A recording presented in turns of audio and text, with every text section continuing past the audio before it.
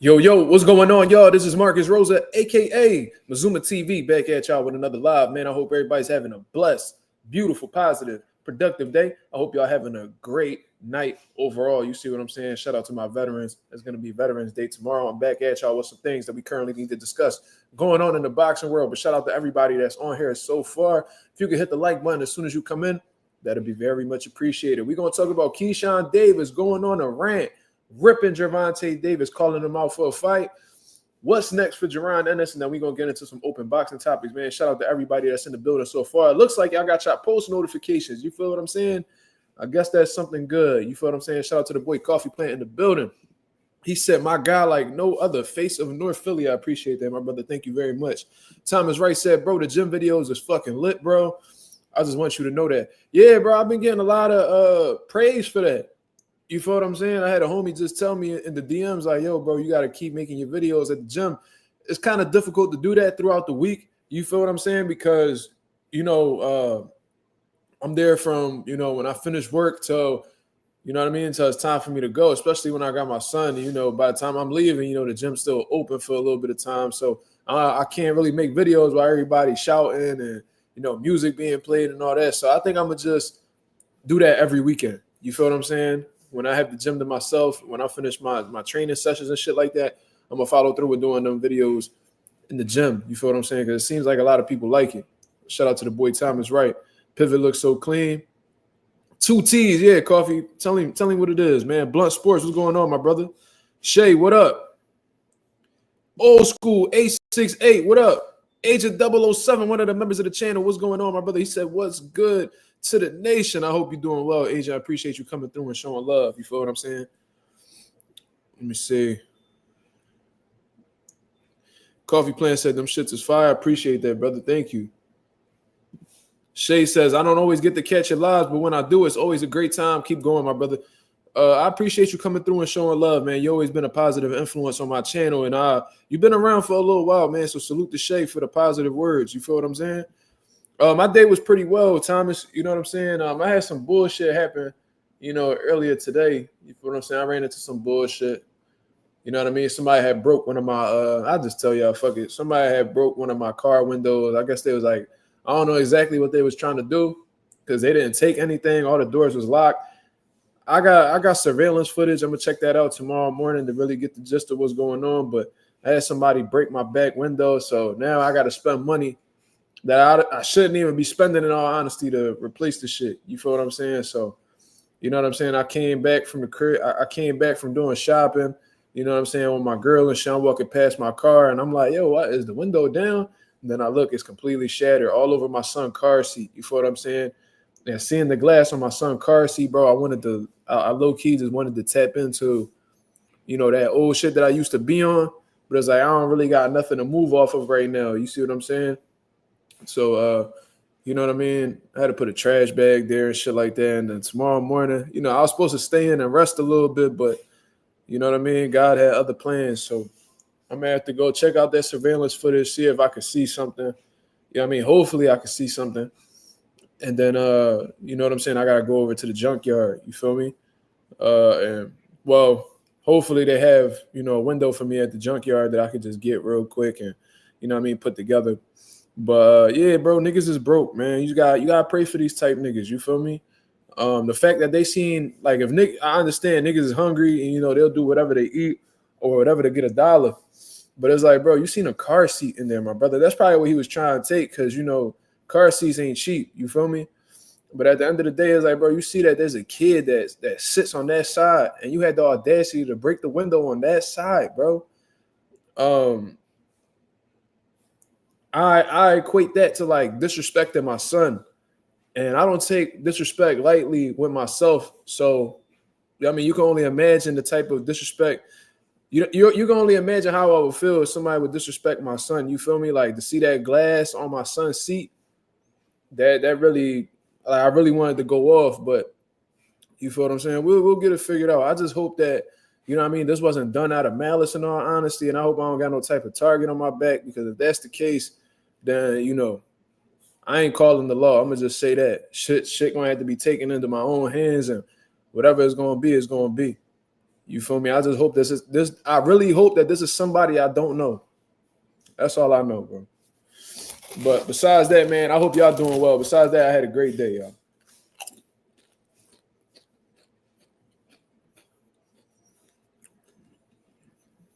I hope it's not a hater, bro. If I figured out who this is, y'all might not see me on this channel for a little while, bro. Let me just say that. So pray for me. You know what I'm saying? Yeah, I'm sorry about that, Shay. I'm sorry that happened to you. You know what I'm saying? It sucked, bro. You know what I mean? Because you make an honest living. You ain't out here stealing. You ain't out here taking from anybody. You're not robbing nobody. You ain't doing nothing, bro. You just minding your business. You working. You coming home to your kid and your family. You know what I mean? You attending to them, just doing what real men should do. Then you got somebody over here because they ain't got enough hustle. They ain't got enough ambition. They want to take from you. That bothers the shit out of me, bro. You know what I'm saying? It's something about thieves that really, you know what I'm saying, sets me off. It rubbed me the wrong way. You feel me? But, you know what I mean? Pray for me. But let's get into this boxing talk. You feel what I'm saying? I hope the camera pull his face too. The camera's pointed right in that direction, so, you know what I mean? We'll see. The bull didn't take anything. That's the crazy part. I'm thinking like, but I didn't have nothing in the car anyway. So it was like, what you gonna take? You gonna take my son's bottle? All right. I'm thinking one scenario, they broke it maliciously. Like this is somebody that, you know what I mean, found out where my car is. Who I'm not gonna speculate who it is. I ain't gonna make no accusations. I don't really got problems with people like that. So, you know what I mean? And I felt like if it was malicious, they would at least pop the tire or something. But then it's like, and then another scenario is maybe they wanted to steal the car seat. So they broke the window on the car seat side and tried to pull it out and they couldn't. Maybe they were attempting to, somebody saw them, so they ran off. A lot of shit, a lot of visual. I got a lot of scenarios that's playing in my head, but I really can't tell you. You know, I came back home from the gym at like 12:30 this afternoon. I dipped. You know what I mean? I was taking care of some things. I dropped my son off to his mother. Went out and about, bought some shit for the crib. And then I'm walking back into the crib and I see that my fucking glass, I'm seeing my window on my, rear passenger side is broken. AKA where my son sit at, bro. That's the only thing that bothered me, bro. You seen the car seat there. You know that there's a kid that sits there and gets, that's where that kid commutes going back and forth. And you still don't got the decency to just leave that car alone. And my car not even a flashy car, bro. I got a older Honda Civic. You feel what I'm saying? why would you do that? It ain't like it's a newer, like fucking, like a 2023, 2020, 2016. Bro, my shit a 2006 Honda Civic, bro. Why did you target this car specifically? Are you that damn bad? Shit crazy. And then you did all of that for nothing. You left with nothing. Shit sad, bro. But it is what it is, man. I hope y'all having a blessed, beautiful day. I mean, I hope everything went well with y'all. I hope y'all got some blessings on the way. You feel me? You know, and then my mom was telling me maybe they was trying to steal the car. You feel what I'm saying? Maybe they tried to steal the car. I said, if that's the case, then why they didn't even attempt to get in? They didn't even attempt to get in. So it's confusing. It's like, I don't know, bro.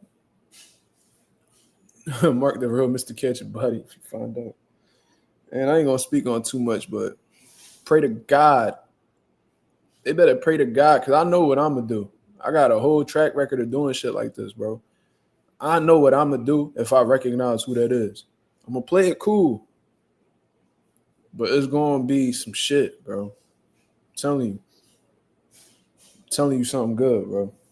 I don't play with thieves. I make examples out of them niggas. I always did. But we'll see.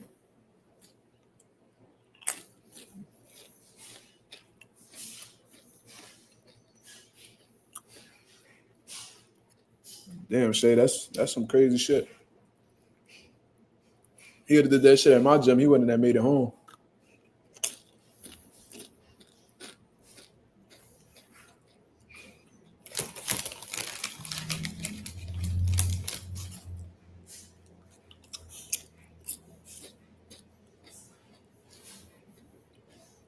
Peaceful, what's going on?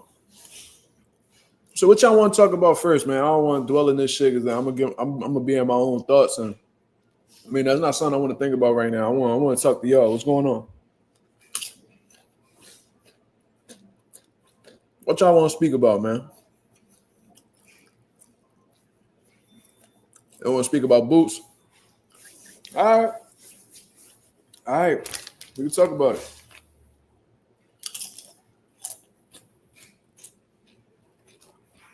By the way, if you ain't see the video that I posted up early today at Pivot Boxing Academy, go check it out. It is titled "Fake Fans Turn and Criticize Boots Ennis." See what I'm saying? Go check out that video. It's doing pretty well viewed. It's doing some pretty good views as of right now, man. So I know it's a quality video, man. Y'all go check that out because that's my exact thoughts on the Jaron Ennis fight. I mean, I can double back on it. But y'all already got the gist of it because I'm sure the 19 people that's in the building, y'all hit the like button, saw the fight between Jaron Ennis and Karen. You feel what I'm saying? Unless you under a rock, you feel what I'm saying? You watched the fight. And like I said, man, you know, Jaron Ennis, he won the fight convincingly. Karen did make it competitive in spots. He hit Jaron more than I've ever seen him get hit throughout his career. The stranger said, with all due respect, Mark, I know Boots your guy, but with Bam's performance, he should have headlined. Well, Bam is my guy too. You feel what I'm saying? But it would be really hard to sell Bam as the main event in Philadelphia when Jaron Ennis, who's the hotter commodity in all honesty, is from Philadelphia. I don't think he should have headlined, but what I'm gonna say is Bam definitely stole the show. You feel what I'm saying? He definitely stole the show. Who's fighter of the year? The year is almost over. We need awards. I feel like if Usyk beats Tyson Fury, stops, or whatever the case is, I'm going to get that shit to Alexander Usyk, bro. I ain't even going to lie to you. I think Daniel Dubois is a good candidate because how the way he was able to turn shit around, he had a good 2024. Who else? That's a good question. We already know Abdullah Mason getting prospect of the year. That's hands down, no debating. Shay said Boots still the man. I agree with you. I just think that he under fire right now because Ray Savage is too good. Yeah, he's sharp, bro. I think 130 was a great move up for him. And in all honesty, I think he should have moved up, before the Nick Ball fight. That's just my personal opinion. But as soon as he beat that last dude on that top rank card and became world champion, he said that he had a really bad weight cut. It's hard for him. He should have moved up right there. But, he made the mistake. Even though I do think he beat Nick Ball, I think he made the mistake at, taking the bread instead of, being more calculated with his moves. He said, facts, if Usyk stops that bag of milk, Fury, he's goated. I like Nick Ball. I do like Nick Ball. I like his style. You feel what I'm saying? I always love that type of style. I like them pressure fighters, them walk them down, them tough, gritty dudes who, you know what I'm saying? But Nick Ball got a little bit of intelligence to him, too. He's not like no simpleton, you feel what I'm saying, where he just a rock'em, sock'em robot. He got some skills, too. And for him to be undersized and be that successful as the weight, that's admirable. You feel what I'm saying? So I fuck with him. Ray beats Nick Ball in the rematch. Yeah, especially if they fight at 130. I agree with you. I already thought, Ray beat him at 126. But, it is what it is. I think at 130, Ray will beat him. I do think the weight cut did play a part in that fight. That's just my personal opinion. I think he stood at the weight way too long. But you live and you learn. And I think that'll make Ray a better fighter. I'm not one of these people that when fighters lose, I call them ass and all types of shit. Because nowadays, these fans that's out here, and I call them fake fans in all honesty because, if you're looking at the, the pure definition of a fan, that's somebody who supports somebody. And, if you're a true, genuine fan of somebody, like Jaron, Ennis and shit like that, you wouldn't take little low moments in their career and use that to define them overall. Not everybody's going to have a squeaky clean performance. That you can't name many fighters who've had a spectacular performance every time they fought. Let's look at some all-time great fighters, and I'm not comparing Boots to them. I'm just providing an example, people.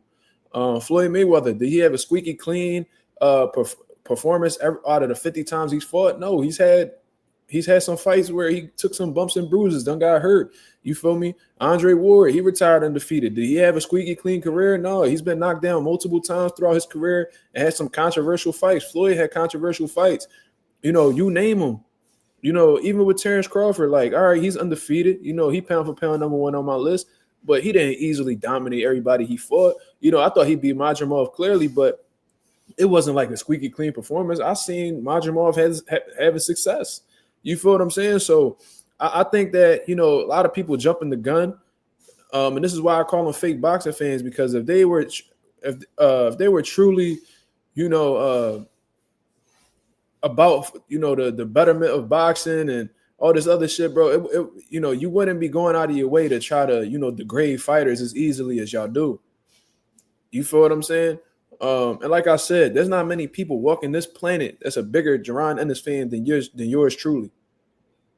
See? Pack him up, y'all. Weird shit. You feel what I'm saying? Weird shit. People still talking down on Abdullah, and that's absolutely blasphemous, bro, because he showed a lot. That fight right there, even though it was 2 rounds, he showed me more in that fight than he showed in all his spectacular performances put together, in my opinion. That man got dropped 2 times in 1 round and act like he wasn't phased. He act like nothing happened. He stood composed. He stood confident. He still stuck to his game plan. He didn't throw the game plan out the window. And no, he still stood sharp. He still stood behind a good jab. He boxed real well. He still sat down on his punches, and he didn't take no for an answer. You feel what I'm saying? So Abdullah Mason, after that exchange that they had right there, I'm like, yo, this dude Abdullah Mason, he is the fucking truth. And I was never so sure until this fight that he had right here. It was only 2 rounds, but goddamn, he showed a lot in less than 6 minutes that night. You know what I'm saying? There's not many kids who's that age that knows how to stand up to that type of adversity. I've seen it happen personally in sparring sessions and fights and pro fights where when shit get a little bit hot, you know what I'm saying? They bamboozled. They don't know how to maneuver. It takes a special type of individual, a very disciplined, mentally strong fighter to, stand up to that, act like nothing happened, and get the fucking stoppage right behind that, bro. That boy was clearly dangerous. And but Abdullah, again, he got buckled at one time. He still was focused enough and solid enough mentally where he was like, fuck it, we just, you know what I mean? We gonna stick to what we know, and landed a beautiful shot as he was coming in. And they was blaming the leg injury on why the fuck, Abdullah Mason won. Who caused the leg injury, bro? It was a punch from Abdullah Mason that made the dude fall awkwardly and fuck his leg up. That happened solely because of Abdullah Mason hitting him with a sharp shot. The dude wasn't just walking in there, he just twisted shit. Brother, Abdullah Mason was responsible for that injury he had. So you got to give him credit for that. Don't try to degrade Abdullah Mason because of dude leg injury. Abdullah caused it. So what the fuck is the problem? You know what I'm saying? But like Adrian Broner said, opinions are like assholes. Everybody got one. You can't satisfy everybody. There's always going to be somebody saying something about someone. They could do sensational throughout their whole career. They could be consistent throughout their whole career, and niggas still going to find a way to talk shit about them. I heard about Michael Jordan all the time. Oh, he wouldn't have did it without Scotty. Michael Jordan got gambling problems. He the reason why that happened to his dad. And he's bad to the kids. Bro, can't satisfy everybody, bro. Abdullah is the truth, my brother. Shout out to the boy J Cash. Old School 868 says Abdullah showed a lot of heart. He did not act embarrassed or ashamed. And I'm sure he felt those emotions.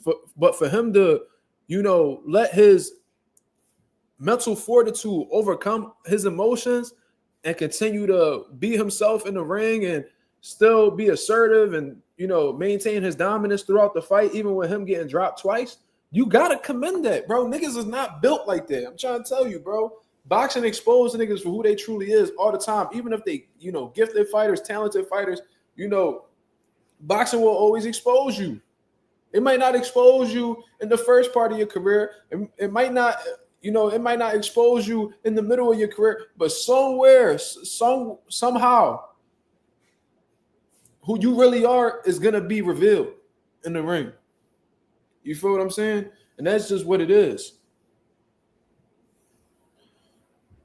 Abdullah Mason's mind was probably like, yo, what the fuck is going on right now? Like, oh, I'm going to fuck this nigga up. He probably felt anger, embarrassment, fucking, he probably done felt every emotion within the moment of each time that referee was counting for that 8 count. Those 2 8 counts, he probably was feeling every emotion imaginable at the same time. And he still was able to put that to the side. He had the maturity to put it to the side. It was like, let's finish this fucking job. You gotta respect that, bro. Regardless of whether you like Abdullah or not, you feel like this nigga better than him or he overhyped it. You gotta respect that. And if you don't, you just a motherfucking hater who don't, that don't have no type of objectivity. You feel what I'm saying? He reminded me of Boots, but just a less slick version. I see what you're talking about. They definitely ain't identical, but I see the similarities that you're talking about within both of those guys. I respect it. But anyways, to get back to Jaron Ennis, Jaron Ennis, he won convincingly. You feel what I'm saying? There's no disputing that. There was somebody, I forgot who it was. No disrespect to that person for not mentioning your name. If I would have remembered, I would have said it. They said Boots got the hometown advantage, and they were pretty much saying because of that hometown advantage, he was going to win the fight. I said, bro, what? That was literally the only person that said that. The main criticism with Boots right now was that it was a sloppy performance for one, and that people know that he's better than what he showed. You know what I'm saying? And that's where my disappointment came in. You feel what I'm saying? Because like I said, I've seen Boots and known Boots not as a person, but a boxer for many years. And I know what that dude is capable of doing. And to see him perform at that level when I know that he's capable of so much more, that's what was disappointing for me. You feel what I'm saying? He brought up the idea of just being at that weight too long. You know what I'm saying? He brought up the idea of not listening to his coach. I'm sure he's scrambling for the answers himself because sometimes it's hard to really figure out why you perform the way you perform. You know what I mean? You think just about everything. I done had some performances I wasn't proud of, early on in my amateur career. And, I really thought about everything. You know what I'm saying? I held myself accountable, but at the same time, it's like, am I training hard enough? You know what I'm saying? Am I doing am I shadow boxing correctly? Like, am I like, what is it that I'm doing wrong? Did I not get the right sparring? It's like a million different ideas popping through your mind. So, you know what I mean? Boots brought up the fact that just no longer, contemplating the idea of moving up. He was talking about how he wasn't listening to his corner. Look, we don't know exactly what the situation is or why he performed the way he performed. We could speculate all day, but the only people that know the real reasoning behind it is Boots and God. You feel what I'm saying? His defense was poor in comparison to what I've seen in the past. Boots has shown to be one of the most elusive motherfuckers that I've ever seen in the ring. You know what I'm saying? From a technical standpoint and from an athletic standpoint. I've seen him have sensational defense. The defense was not there. There was a lot of the basics that Boots has in his toolbox, but he refused to use, which was his fucking jab. I feel like if he would have used his jab, like the way he did against Romain Villa, there would have been no way that Karen would have been able to close the gap, get in the danger zone, and hit Boots with them shots that he hit Boots with. You feel what I'm saying? So I think it was just a lack of using the fundamentals. And with him being in tight quarters like that with dude, he made himself more vulnerable. You could be as elusive as you want, but if you're blatantly allowing your opponent to be on at close range with you, you're not going to miss you're not going to slip every shot. You're not going to avoid every shot. That's dead ass the equivalent of, being, point blank range with somebody with a pistol, and you just have this some sort of belief that you're gonna dodge every bullet that this man shoot out that motherfucking gun. It's not gonna happen. One of them bitches is gonna hit you, if not multiple. So why even take that chance? You feel what I mean? Bozy had gave some great instructions, in my opinion, when he was talking about, and for those who don't know, when Bozy is talking about shifting, he's talking about creating angles. You see what I'm saying? Boots was staying in the pocket way too long. He was staying on the center line way too long. It was a lot of little shit and that's what was disappointing on top of that. It was a lot of little shit that Boots could have easily fixed, because I've seen him do it before. I've seen him create angles before. I've seen the man use a great intelligent jab. I've seen the man box from the outside. I've seen him keep fighters at the end of his punches, but it just wasn't clicking. You feel what I'm saying? Is it because he didn't think much of his opponent? Maybe. Was it because he just, was just trying to get him up out of there? Was he feeding into the crowd? Maybe. But like I said, the only people that really know is Jaron, Ennis, and God at the end of the day. You feel me? But obviously, there was a lot of things that was lacking on Jaron Ennis's part. I know that he's capable of doing much more. And maybe Boots is just at this point in his career from a mental aspect where he has to fight somebody who he believes is a threat to him. It has to be a high-profile fight. It has to be something that Boots feel like is worth getting up and going into a 8 to 10 to 12-week training camp to prepare for. You know what I'm saying? And that's why, there's people that's talking about, oh, he needs another tune-up.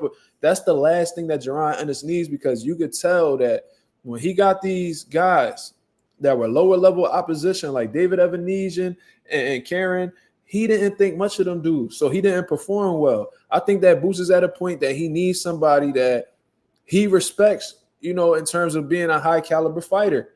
And I think guys like Virgil Ortiz is one of them guys. I think that, I don't know if I think Bohachuk and Madrimov about to fight each other, so we could kick that to the side.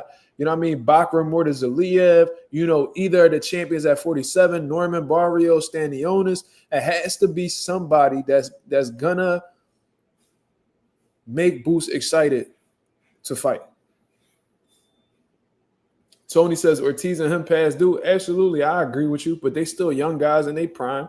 And from what I understand, they both undefeated. So, it is past due in all honesty, but it's still a fight that's enjoyable. And they're both at great points in their career right now. So the fight will still be extremely entertaining. Neither one of these dudes are past their prime. So that's still a great action-packed fight to make. And in all honesty, I agree with you, Tony. I really hope that fight does happen. We should do what we can as boxing fans to push for that fight. You feel what I'm saying?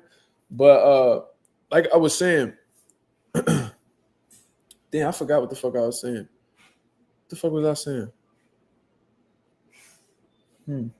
Oh yeah, with Boots, knowing who Virgil Ortiz is, what he's capable of, what type of fighter he is, Boots is gonna be intelligent enough to know that he cannot take those chances with Virgil that he took against Bohachuk and David Evanesian. You feel what I'm saying? Boots got caught with a lot of left hooks from Karen. I'm not gonna lie to you. That was a key part of Karen's offense. That shit was on the money at times. You don't want to take a left hook from Virgil Ortiz, bro. Virgil Ortiz has fast hands. He's explosive and got a hell of a punch on him. There's not one person that I've seen Virgil Ortiz fight that did not get hurt at least once against him. So that boy is punching. So with that being known, bro, I feel like that'll really make Boots motivated and really be on a different type of time mentally and prepare, to the best of his ability. And I think you're going to see a whole different version of Boots. You feel what I'm saying? I feel like Boots ain't really been hype about a fight since Romain Villa. That's just my personal opinion. You feel what I'm saying? I don't think that, he's been excited about fighting somebody since Romain Villa. Was he excited about fighting in Philadelphia? Yes. Was he excited about headlining at the Wells Fargo? Yes. But was he excited about facing these guys, facing those guys specifically? No. That's just my personal opinion. Tony says you got to challenge yourself. Absolutely. That's a fact. Shout out to Marissa Alvarez. What's going on, Marissa? I hope you're doing well. You seen your boy Bam show out. Your boy Bam showed out, man. That boy looked absolutely sensational. That man Pedro Guevara, you know what I'm saying? Shout out to him for taking the opportunity, taking the chance and fighting one of the best pound for pound fighters in the world. But at the end of the day, he ain't belonging there with Bam. And Bam did what he was supposed to do, not play with his food. You feel what I'm saying? And I already said it once, but I'll say it again. Bam definitely stole the show in Philadelphia. You feel what I'm saying? And they always say don't meet like guys that you admire, or I wouldn't necessarily say Bam is my idol. I feel like I'm at a point in my life right now where I don't really idolize men. That's just not who I am. You could call it toxic masculinity, whatever the fuck you want to call it, but I don't really idolize men. Now, growing up, Tito Trinidad was one of my idols for sure. He's one of the people that inspired me to be a part of boxing, and shit like that. But Bam, I'm a huge fan of Bam. Always have been for the past 5 to 6 years already. Ever since I seen this kid fight, I was like, yo, this kid is going to be world champion. You feel what I'm saying? You know how like Tim Bradley be stamping these prospects, and I stamped Bam way before niggas knew who the fuck he was. When he was a free agent fighting on, top rank cards and shit like that. He was, fighting in them, no fan arenas and shit like that. I knew Bam was the truth. You feel what I mean? What about the Japanese monster, Tony? This the thing, bro. I think that we really, like, as boxing fans, we really need to stop pushing for these dudes. Like, we need to stop making it cool to move up 1 or 2 weight classes to fight motherfuckers. And then, when they end up getting cooked and shit like that. And I'm not saying that's what's going to happen with Bam. But what I'm saying is, they get cooked moving up 2 weight classes, then boxing fans shit on them. Or, the guys like, oh, well, I dared to be great. And then they walk away with some type of moral victory. We don't want to do none of that. You feel what I'm saying? Like, we need to stop taking away, Naiwa Inoue obligations, because he got motherfuckers in front of him that he need to be fighting. He don't need to be worried about Bam. Bam could go ahead and be the star in his division. You know what I'm saying? Because as far as I'm concerned, y'all was talking about how 2 weight classes to fight Gervonta Davis for Naiwa Inoue is too much. But somehow, some way, Ben Rodriguez, he's being demanded to move up 2 weight classes to fight anyway. Y'all can't have one, and y'all can't pick one and not choose the other. You know what I'm saying? If y'all really advocates for motherfuckers moving up 1 to 2 weight classes, then y'all should be advocates for Naiwa Inoue moving up 2 weight classes to fight Tank. You feel what I'm saying? Y'all can't have it both ways. Oh, I don't want Inoue to move up because I'm a fan of him. But Bam, since he's smaller, why don't he move up 2 weight classes to fight my guy Inoue? Stop it. Knock it off. You feel what I'm saying? Anonymous said Bam needs to unify with Kofu or Puma Martinez. That's the direction that I want Bam to go into, in all honesty. If he can become undisputed at the age that he's at 24, sensational. 24, 25 years old, 2-division world champion and undisputed under his belt before he 30, bro. You got to respect that, bro. That's what I would rather see him do. You know what I'm saying? Or fight Junto. I would rather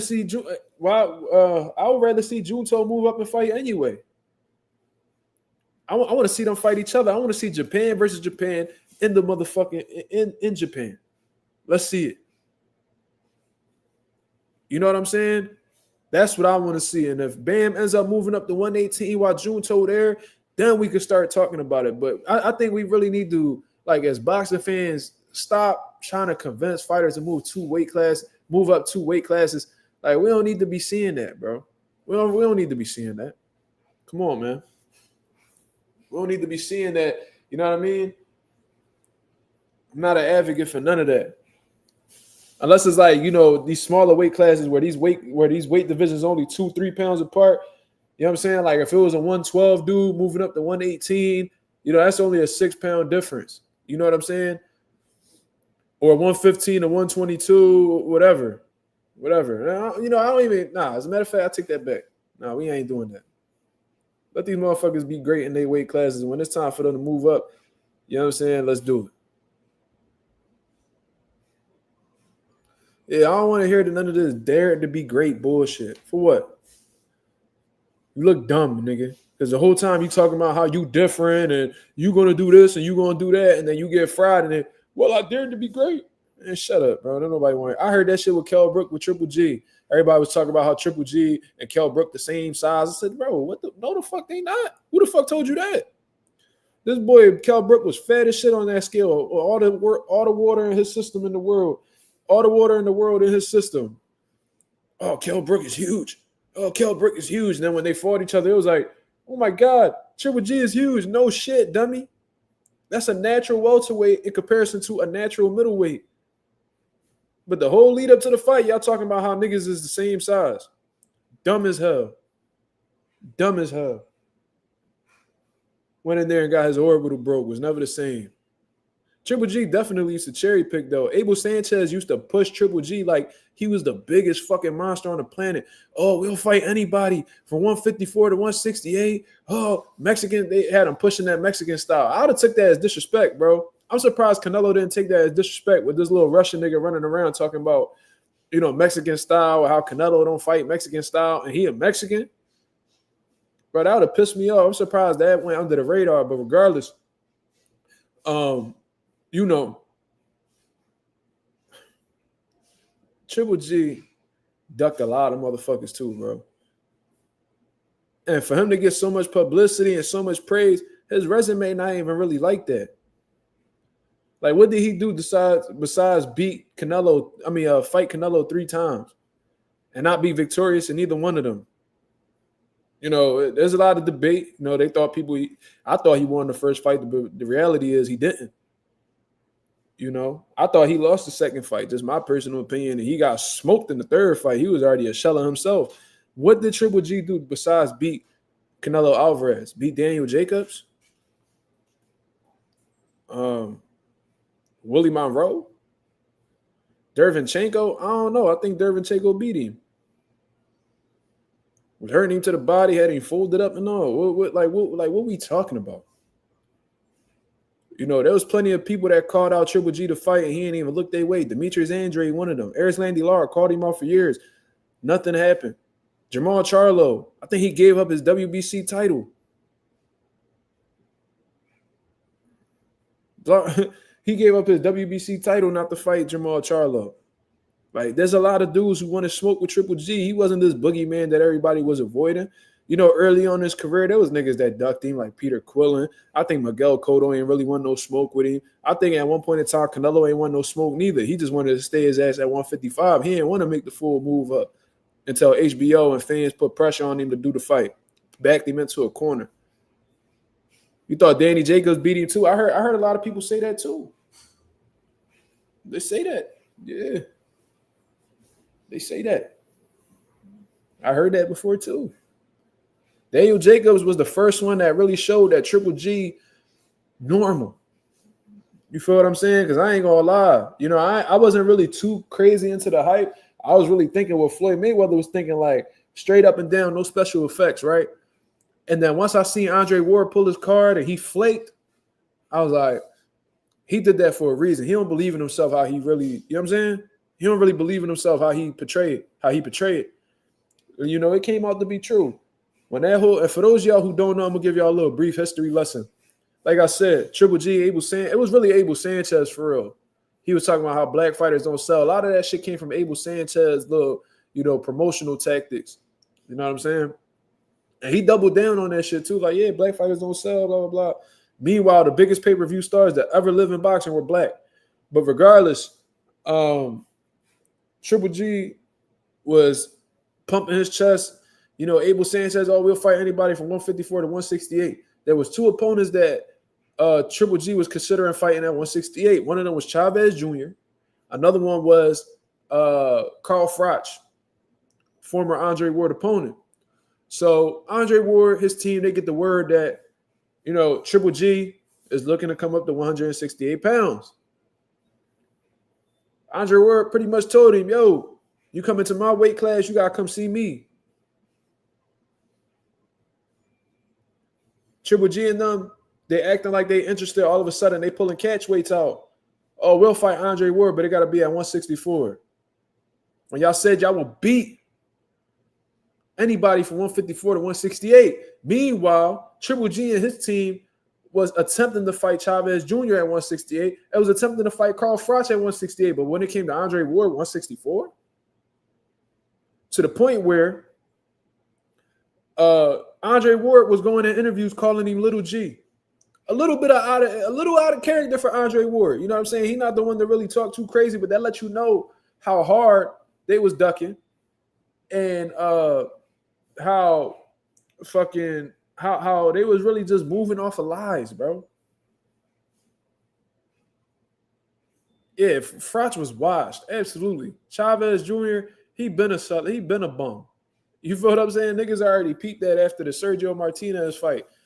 You know, right after the Sergio Martinez fight, he fell apart, and niggas was like, oh, he ain't really who we thought he was. You know what I'm saying? Because, Chavez Jr. was getting a lot of hype on his come up, bro. And he had a lot of potential. I ain't gonna lie to you, but you know what I'm saying? I think a couple factors played into him falling apart. You know what I'm saying? I ain't gonna get too deep into that, but you know what I mean? Both of these guys, neither one of them was on the pedestal of Andre Ward. And you know, if you saying 154 to 168, Andre Ward was a top dog in that weight class at the time.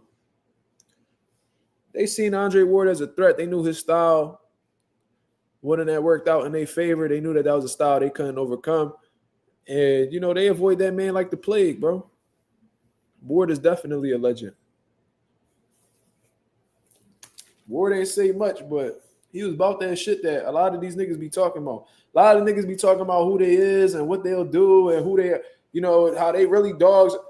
Ward didn't say, I never heard that man curse. You feel what I'm saying? I never heard Andre Ward curse. He a motherfucking dog.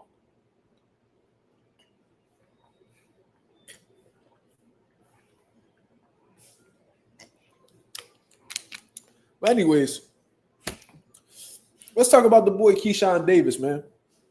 Man that just fought last Friday. I know I'm not looking at Simba, bro. I'm looking at this dog. This dog been giving me a hell of a time. You know what I mean? Not fucking listening and all this shit. So I've been putting his little punk ass in the cage so he can get an understanding of what the fuck happens when you don't listen. You feel me? So that's what I'm looking at. I'm looking at this punk ass dog. I'm about to let him out. He fuck up. Y'all gonna know.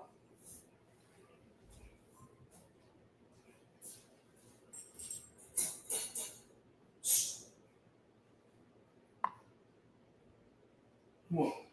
Come on. Come on. Let's go. Now he's scared to come out. I shook his little ass up earlier. That's why I opened the cage and he still ain't come out. Continue with Keyshawn. Yeah, definitely. That's exactly what we're going to do. You know what I'm saying? So Keyshawn Davis, man, sensational performance on Friday night. You know what I'm saying? Had the whole they say he sold over 10,000 tickets, had 1 million plus gate. Great event for him. You know, great debut and fighting in his hometown. You feel what I'm saying?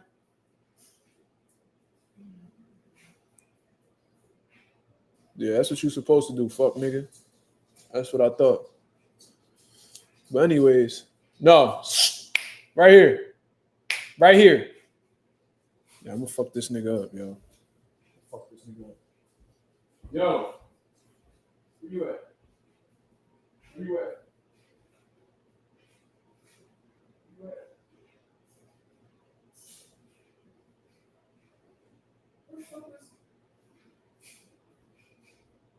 Let's go. Let's go.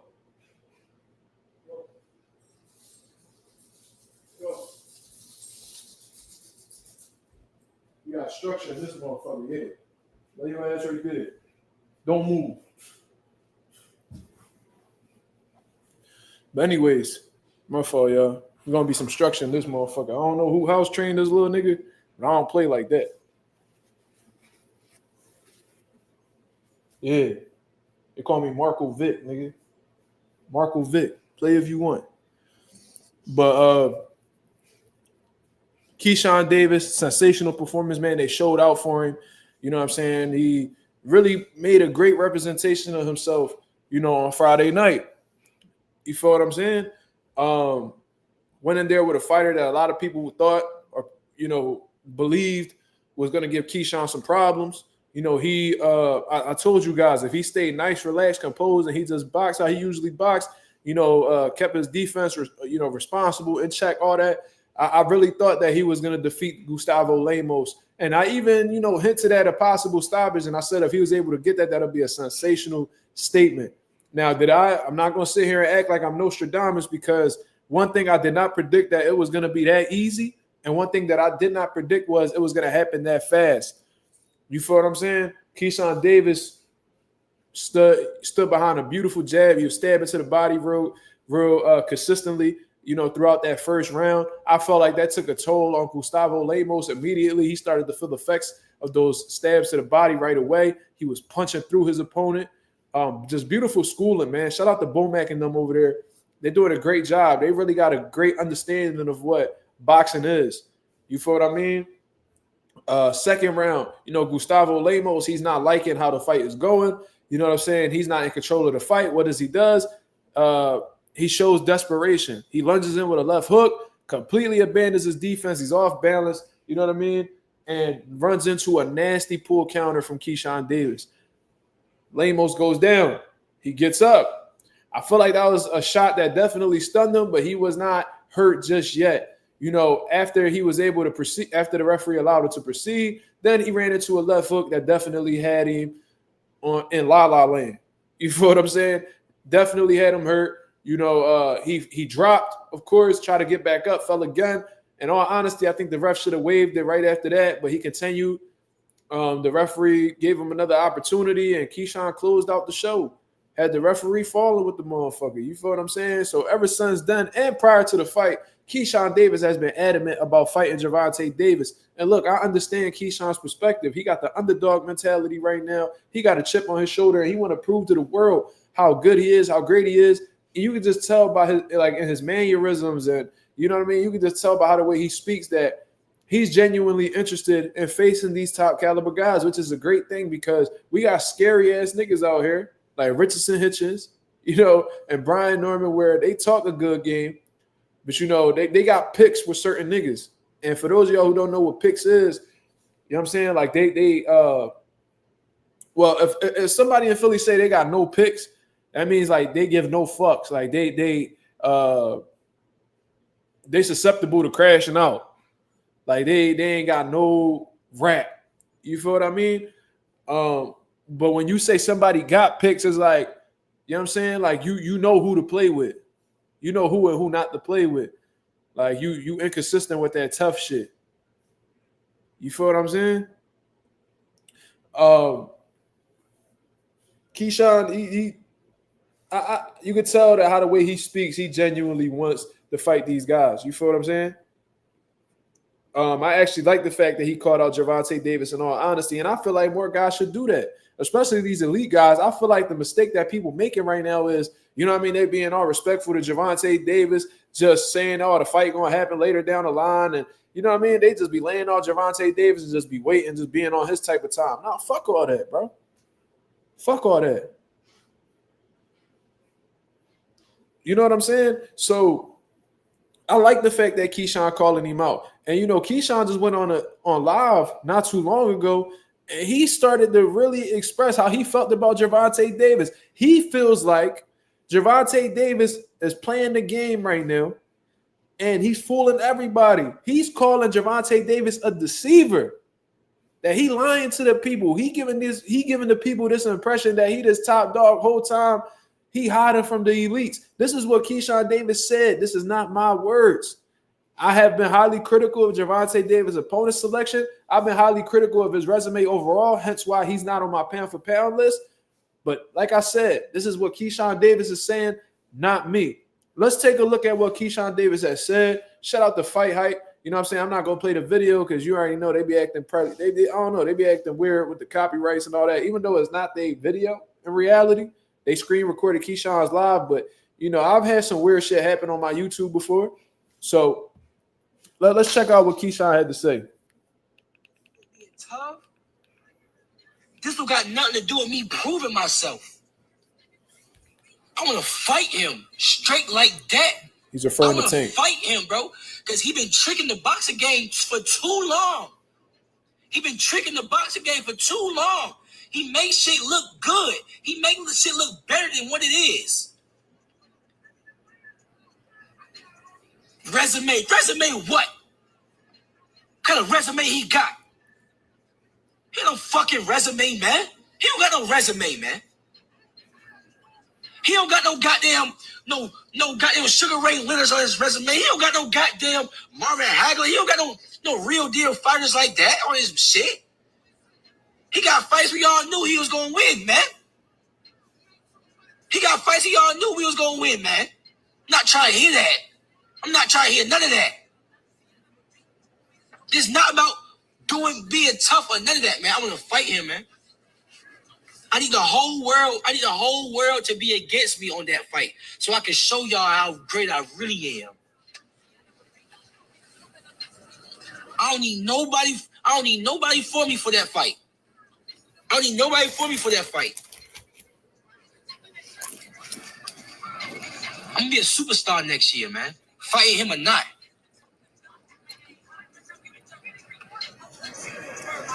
Who trying to come up here, man? Like I said, these are Keyshawn Davis's words. They are not mine. He said that this man, Gervonta Davis, is scamming the people. He's finessing the people. He's saying that this shit is all an illusion.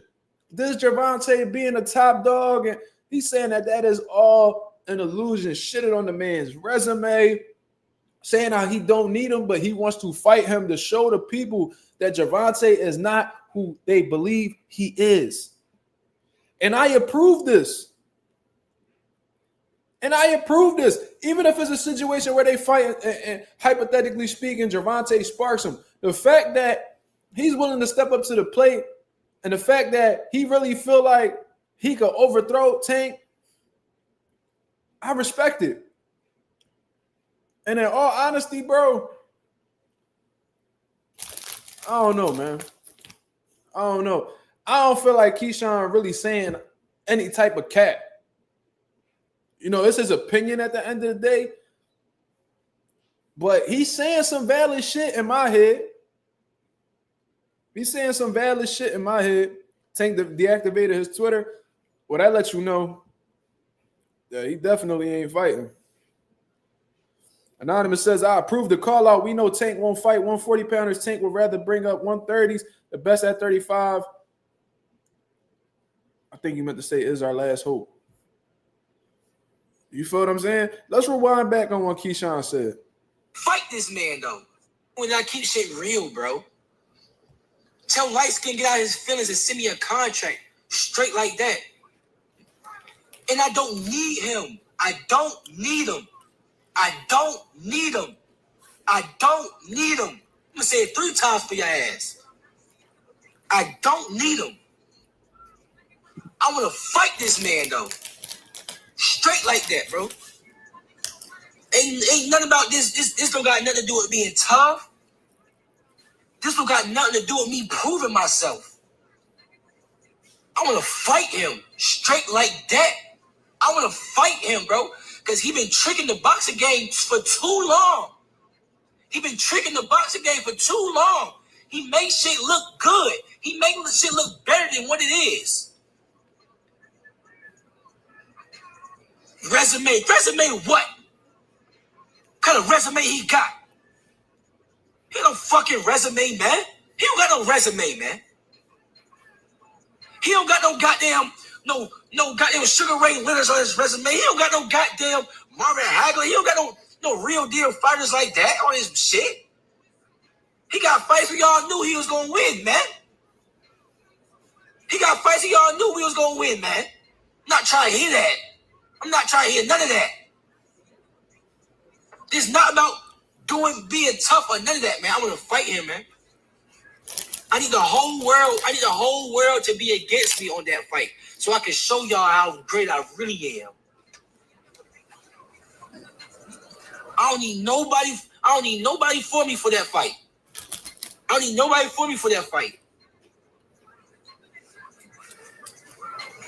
gonna be a superstar next year, man. Fighting him or not.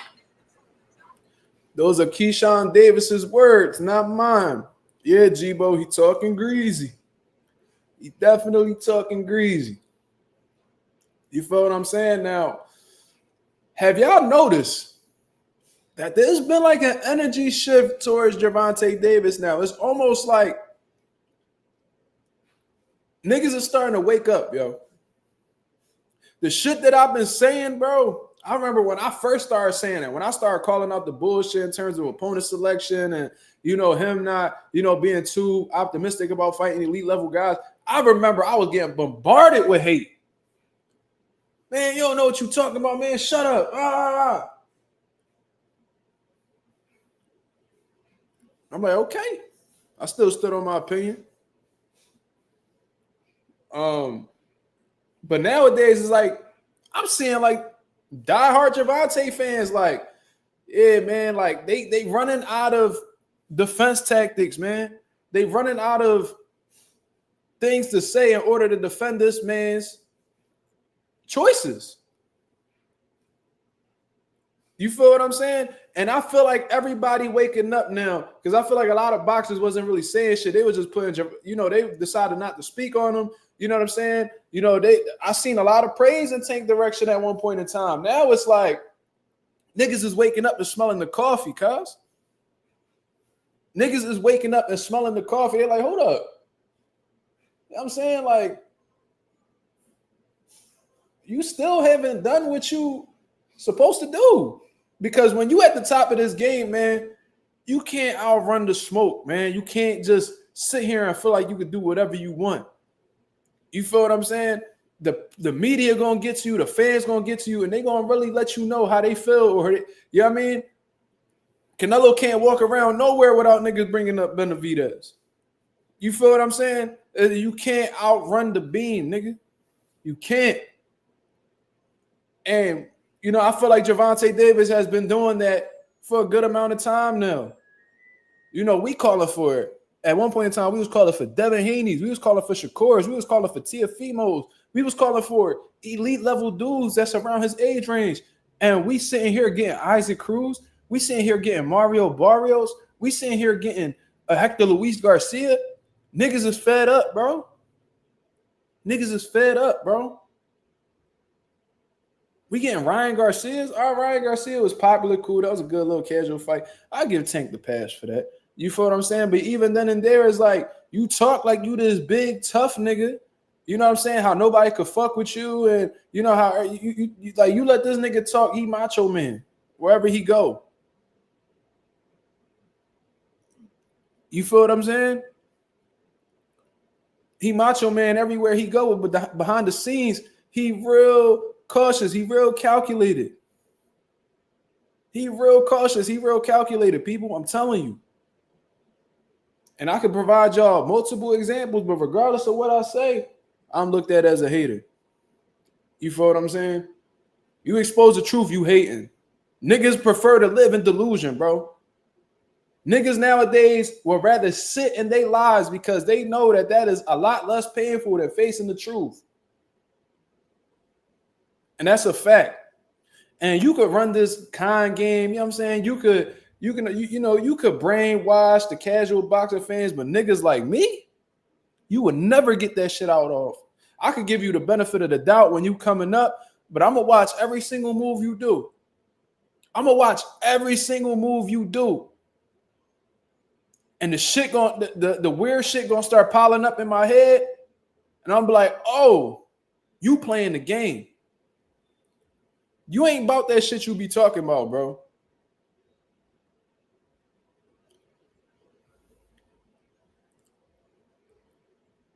What does TL not making $1 million have to do with anything, JA?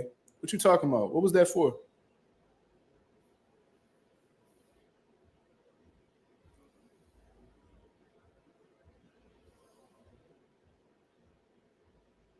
You feel what I'm saying? Anonymous said, I wouldn't be surprised if Tank fought Raymond Ford after this latest fight. And on some real shit, I wouldn't be neither. I wouldn't be neither. And the fact that we got to sit here and just tolerate this shit while niggas is defending him, bro, these like Tank defenders is the reason why Tank feel okay moving how the way he moved. And it's getting to the point where the niggas from a business sense behind the scenes is getting fed up with Tank's little antics. Because now these niggas don't even want to front him. Niggas don't even want to front him the bread he looking for. According to what I'm hearing. Tank looking for a specific number. Oh, he the face of boxing. He can do whatever he want. Oh, I want this much money. Shit. Them niggas at Amazon, whoever the fuck fronting the bread, they like, that sound good, but we ain't about to give you this shit to fight Lamont Roach. Here you go, having temper tantrums. Not trying to take the fight, postponing the fight. Because he's the face of boxing. Why he got to settle for this amount of bread? Nigga, you not. You not. You not this star how you think you is, nigga. You not this star how you think you is. I could give a fuck about what that big nose nigga be saying. Tank is a star. Tank is a star. He's the face of boxing. He sells out everywhere he goes. Nigga, so what? Because we could talk shit about Canelo Alvarez all day. He done fought some niggas.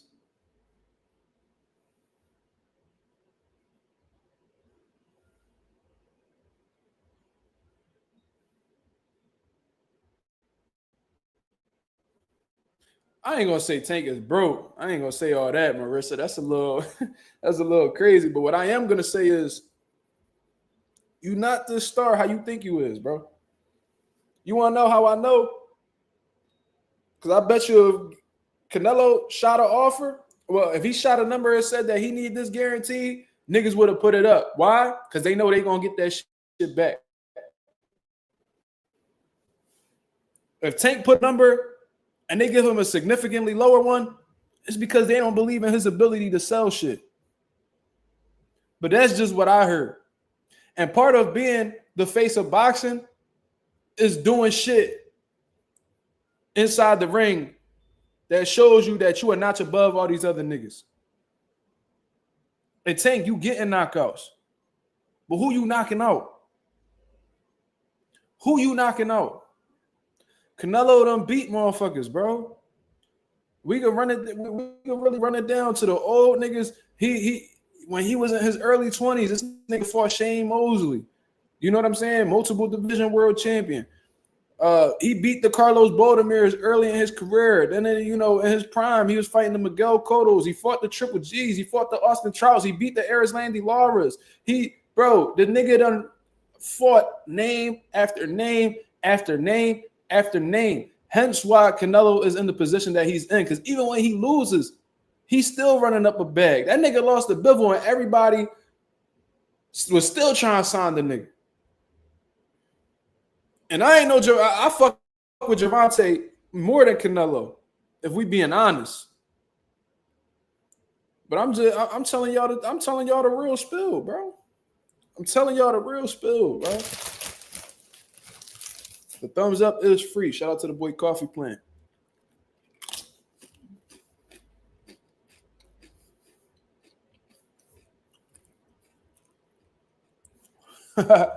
Blunt Sports, you petty. He said Tank asking for 2 Ferraris and 3 Porsches to fight Devin and Shakur. And it's just so ironic that, he was saying, "Oh, I don't need to go to Saudi Arabia to fight. I don't need Turkey Al-Sheikh to fight. People only go over there because they can't sell over here. I sell over here, so I don't need Turkey Al-Sheikh."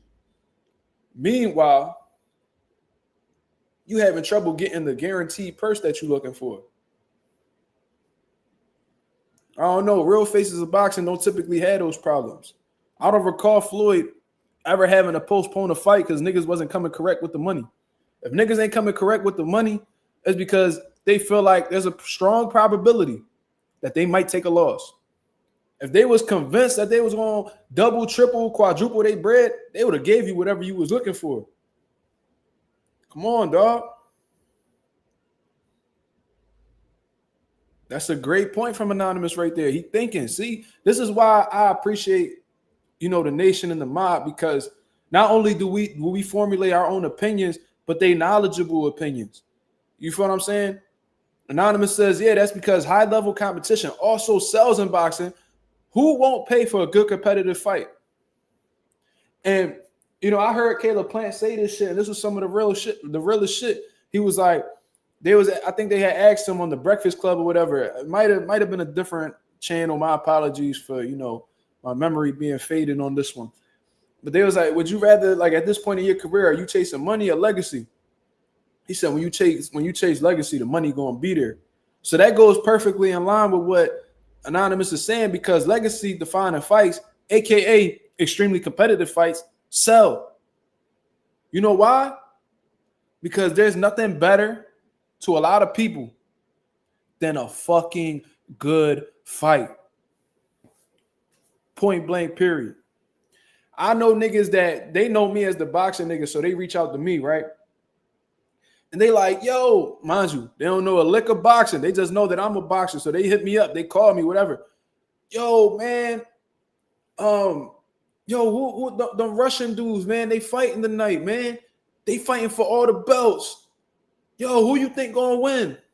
They talking about Better Beeve and Bivol. How the fuck they know that?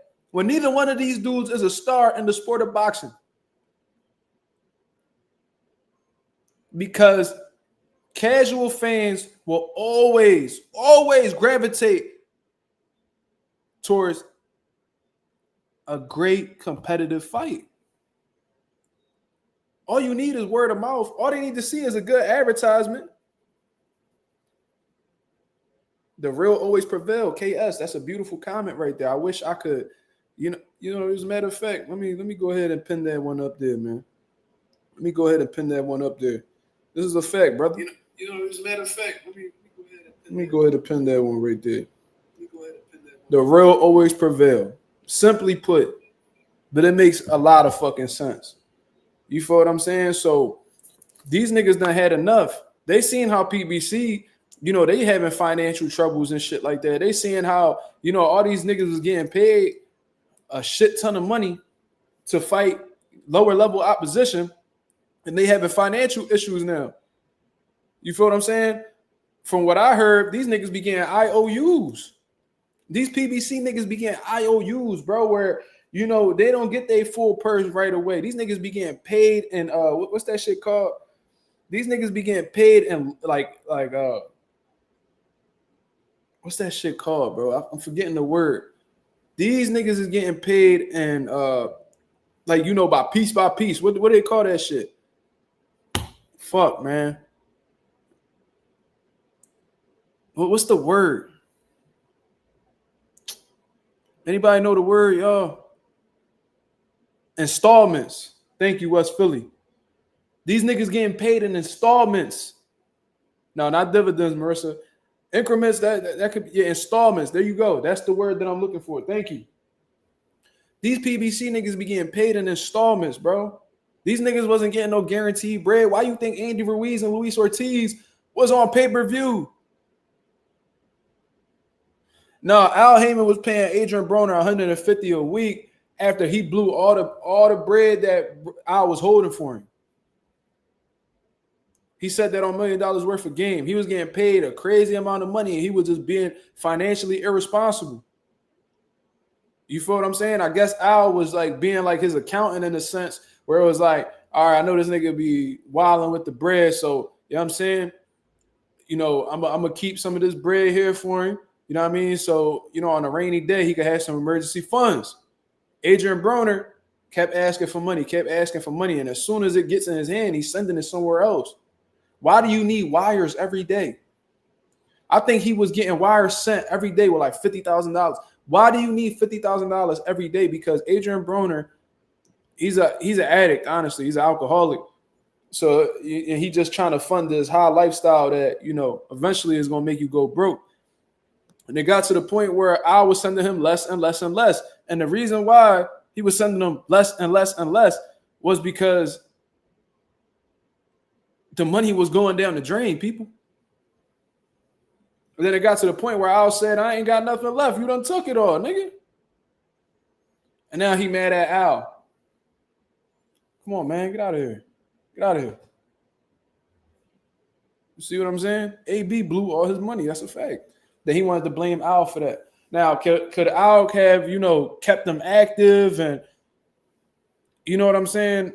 Could he have kept them active and kept them on, like, keeping them, giving them some solid paydays?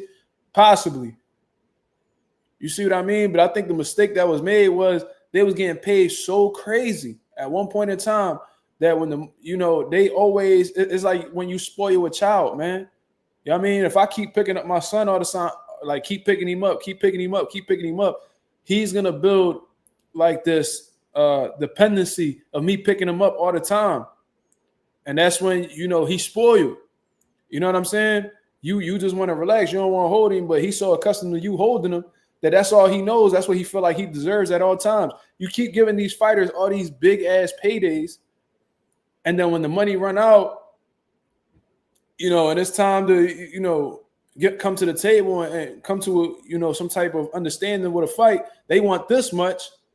Whole time you was overvaluing them, but they get a sense of, you know what I mean? That's what they really worth. So that's what they looking for the whole time. And it's like, bro, I shouldn't have gave you this shit in the first place. So now these niggas like, damn, like I'm taking a pay cut. You know what I'm saying? Well, like, why is that? So now PBC they had this model at one point in time, a little bit before Showtime closed down, where it was like, nigga, you gonna eat what you kill. We not about to give you all this extra shit. You eat what you kill. You know what I'm saying? So however many pay-per-views y'all do, that's the bread y'all gonna get, and that's it. Niggas wasn't getting no more guaranteed bread, and niggas was just sitting on the shelf, just hoping that somehow, some way, I'll run into another money stream again.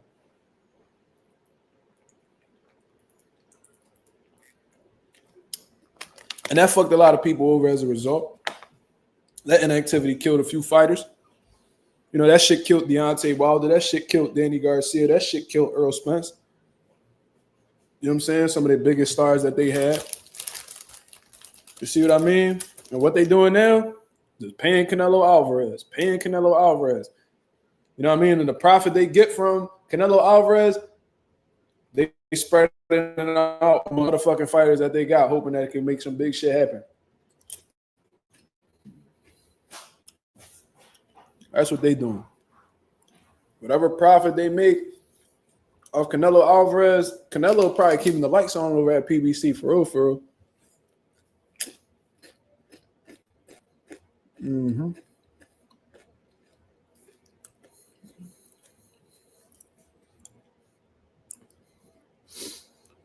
Tony said, Bob know the business though.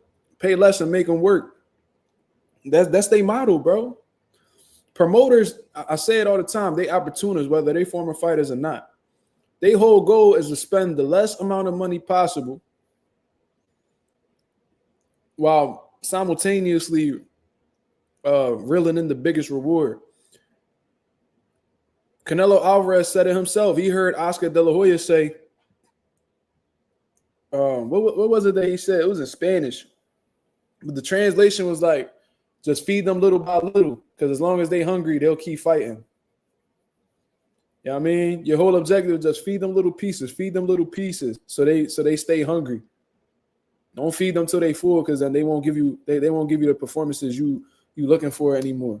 If they full, you know what I'm saying, you can't really control them.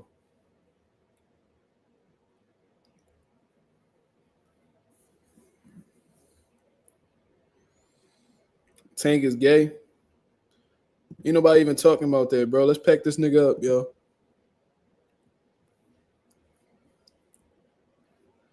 That's weird. Bud peep game. Yeah, he peeped that shit with the whole Earl Spence situation. Yeah, that was random. He need to get packed up for that. That's weird shit. We don't even if he was, who gives a fuck? We talking about boxing. You know what I'm saying? We need 41 likes. Yeah, we got 41 people in the building. Let's get 41 likes, man. We just having a conversation. We chopping it up. You feel what I'm saying? It's all about control and money to be made. Absolutely.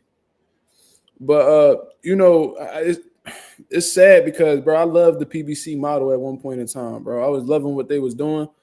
I love the stable that they was building up. But, you know what I mean? There's a lot of questions out there right now that I really don't have the answer to. I don't know all of the details of what's going on with PBC. You feel what I'm saying? But, I don't know, man.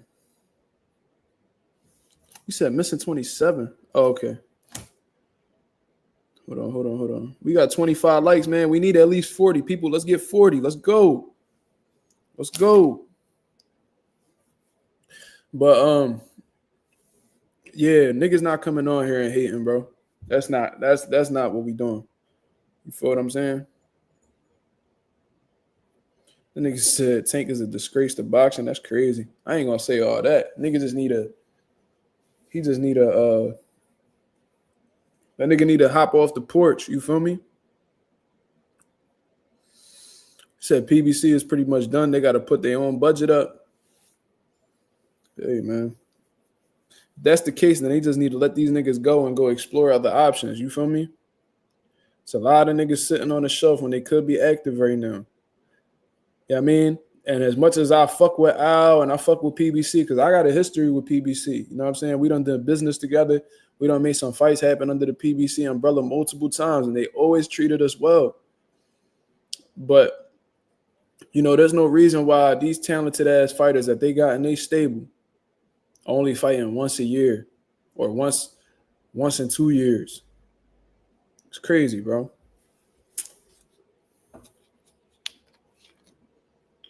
You pretty sure Al a billionaire? I don't know that.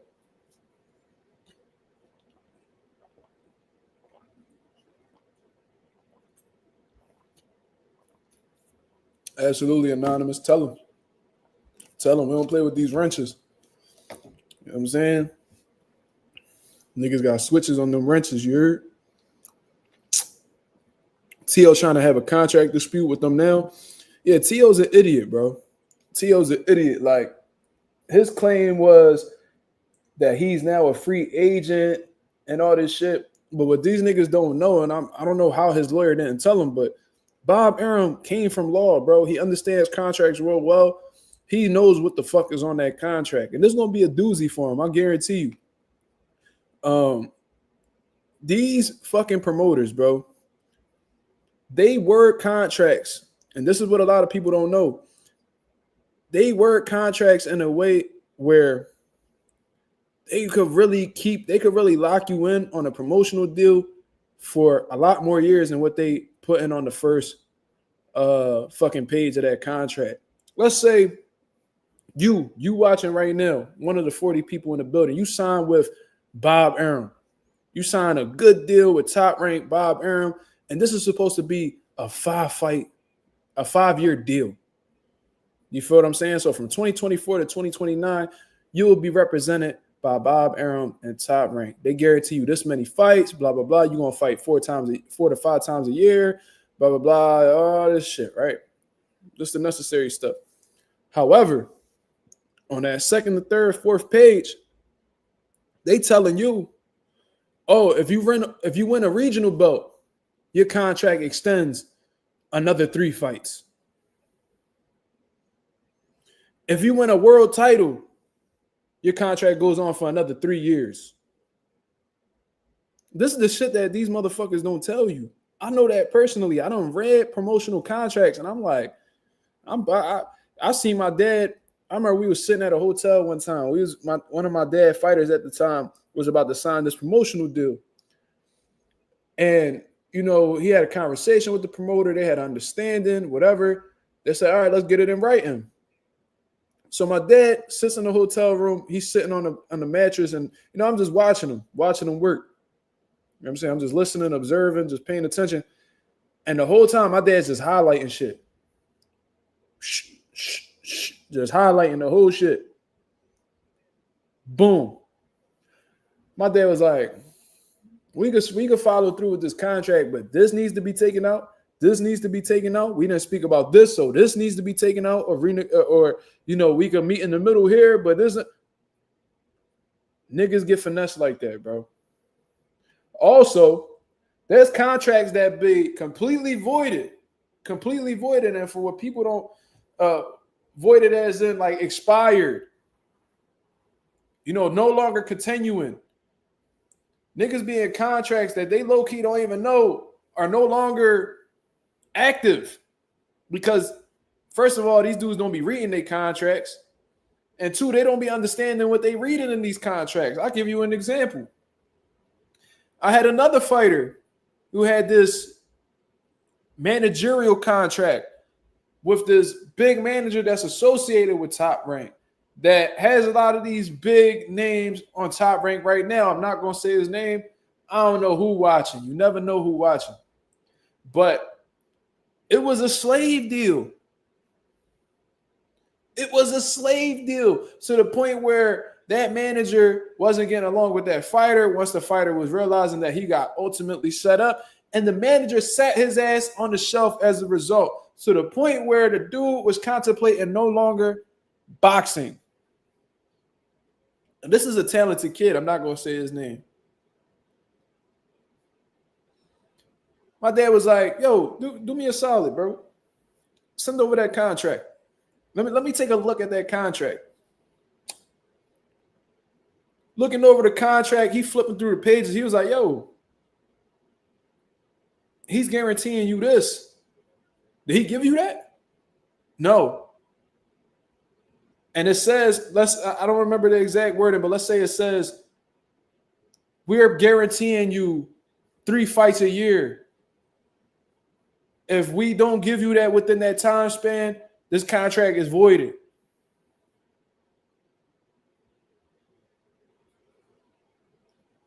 It was something like that was said in there. So this nigga been sitting on the shelves for about 1.5 years, 2 years, only to find out that his contract is no longer active. But the manager don't want you to know that, because he wants you to feel like he's still in control. He wants you to feel like you can't move without him. So my dad makes a phone call. He tell him what the business is. The dude goes off. Oh, who the fuck you think you are? I'll fucking sue you, motherfucker. Blah, blah, blah. My dad was like, the contract voided, nigga. He's no longer your fighter. Good night. Banged on him. To this day, we never received no paperwork about us false advertising. That kid went on to fight multiple times after that.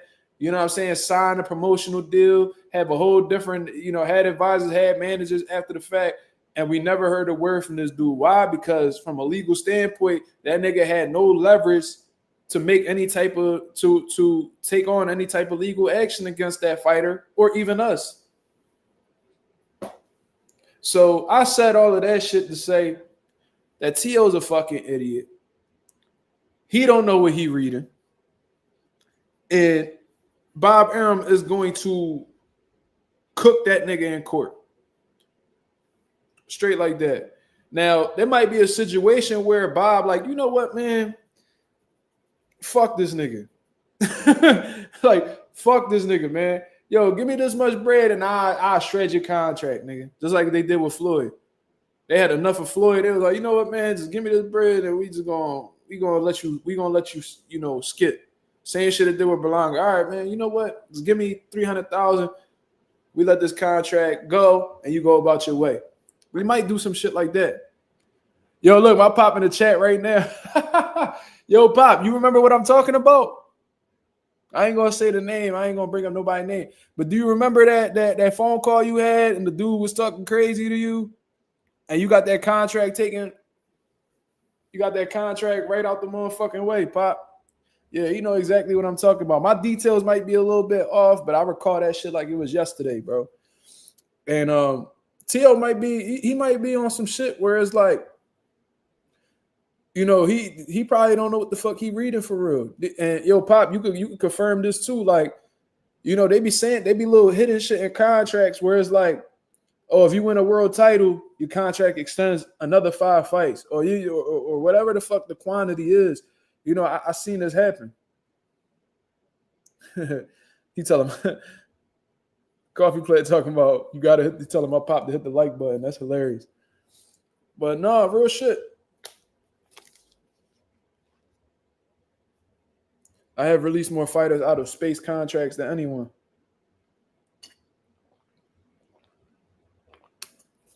I seen it happen. I seen it happen with my own eyes. You see what I'm saying? So, we'll see exactly how that turns out, man. But I don't know, man. I feel like Teofimo's like extremely deluded. I think he got some serious underlying issues. I say it all the time. But let's get into some open boxing topics, y'all. We done spoke about a whole lot of shit, you know what I'm saying? But I'm still feeling good. You know what I mean? I'm off for work tomorrow. So, you know what I mean? I ain't like I got to go to sleep anytime soon. What we talking about? Bob Aaron really said dealing with T.O. is like Alice in Wonderland. What does he mean by that? Because I'm gonna let y'all in on something, man. I never watched that movie. So what does he mean by that? Is he talking about like dealing with like a? He's saying that's like, is he like shooting at his like masculinity? Like what does that mean? Like it's like dealing with a diva. What is he talking about?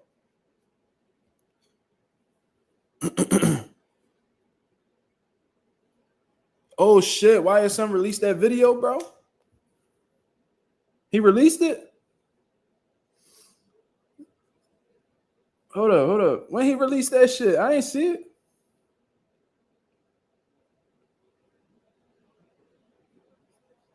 Like a lost and confused little girl. That's fucking hilarious. Yo, but you know Bob at that age, he don't give a fuck, bro.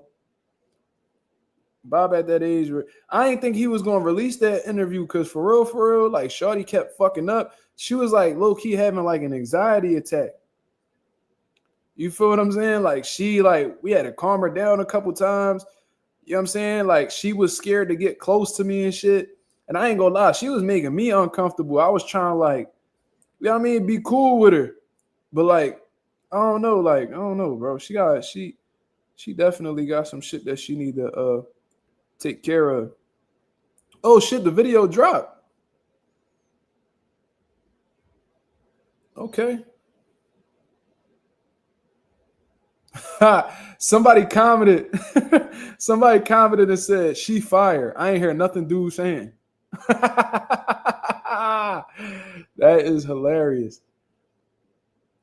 That is hilarious. Let me check this shit out. Shout out to my boy Jamil. Okay, hello, it's Viv. I'm here with Mark Rosa.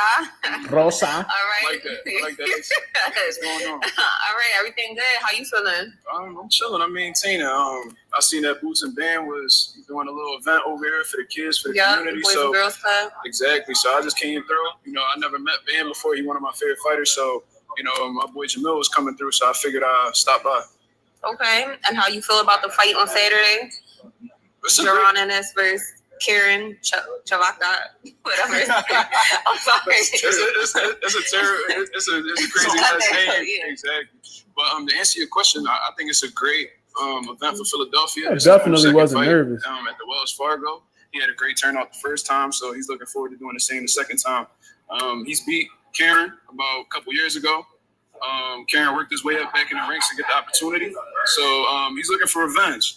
I don't know exactly how he's going to go about the fight, but you know, I'm looking forward to it, man. I want to see exactly what Boots learned from that fight with Karen because he wasn't able to stop him. I want to see if he's gonna, you know, flip the switch and make some adjustments in order to get that stoppage because Boots is known for his knockouts. You know what I'm saying? So I'm just looking forward to the event overall, and of course, Bam Rodriguez because you know he's one of my favorite fighters along with Boots. So you know, he's going in there with a game opponent who's his mandatory as well. So you know, it's a great overall event. You know, Zaquin Moses. You know, Khalil Coe. There's a lot of action-packed fighters on this card, so it's must-see TV. Yes, Jaron is undefeated. I was talking to him last week on the interview, and he was saying he'd been studying the last fight with Karen, so he ready for whatever. So I'm pretty, you know, confident that he got this one. He got the knockout, so Saturday, you know, we're going to see. Absolutely. I'm looking forward to seeing what he come out with, you know. This is really going to show exactly how Boots has progressed since then. You know, I feel like in the first fight, he was just looking for the knockout, was really struggling. You know, I'm not going to say struggling because he won every round. But, you know, it was a look that I guess Boots wasn't anticipating. You feel what I'm saying? So now that he got a feel for who Karen is and what he's capable of doing, I want to see, you know, if Boots has done his homework. You know what I mean? If his team put together the right game plan, and I'm sure they did because I'm a big fan of Bozy. I think he's, you know, the number one trainer in Philadelphia right now. So I'm sure he whipped up a great game plan, and I'm looking forward to it being executed on Saturday night.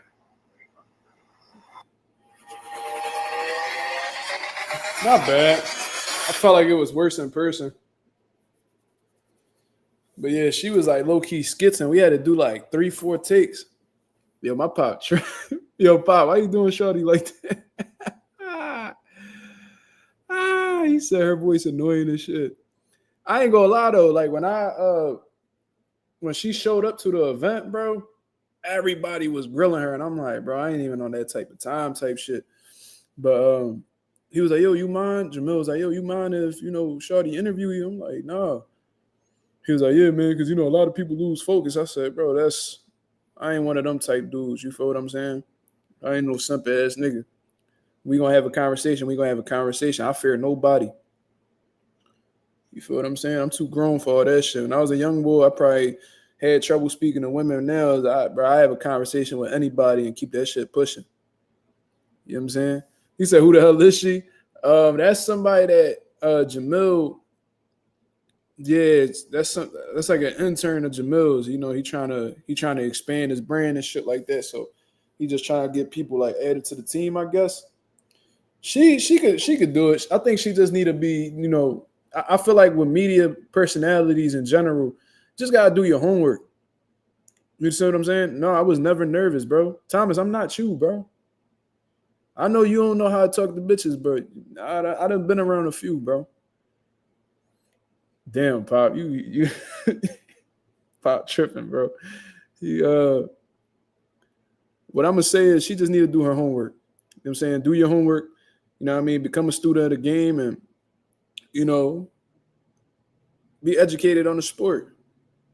You feel what I'm saying? Ask great questions. See the questions that typically ask these fighters and, think outside the box. She be all right. You said I do be getting nervous. That's normal. You know what I'm saying? You just gotta have some cojones, you feel me? The worst thing that could happen, I'm gonna tell y'all something, bro. I know a lot of you niggas just be on the internet and don't be really dealing with women. The worst thing a woman gonna tell you is no.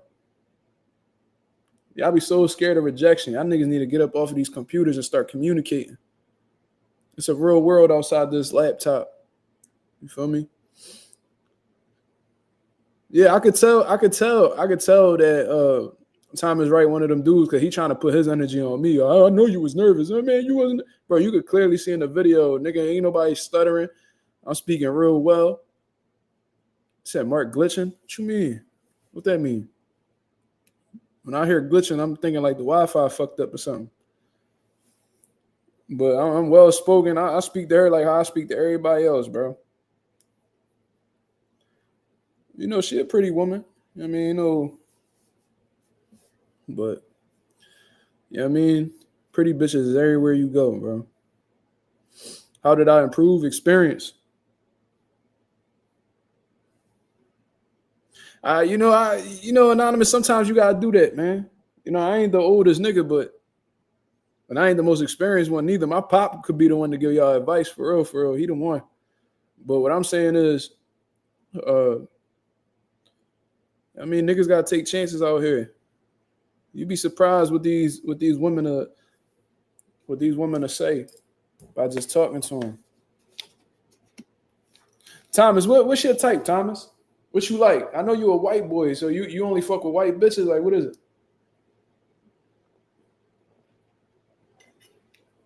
A lot of niggas like to stay in their race. You feel me?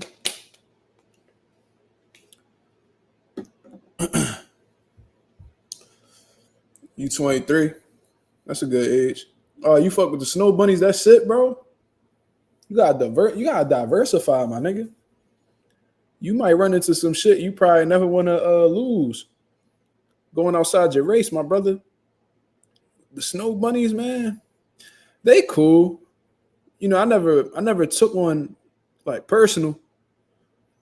I had a few flings with white bitches, but none never serious. You feel me? I feel like them bitches be evil on the low, bro. I don't know. I don't trust them. I like them all. They all beautiful. I agree.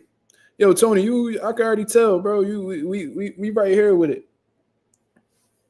You know what I'm saying? There's not one race of woman. There's not one race of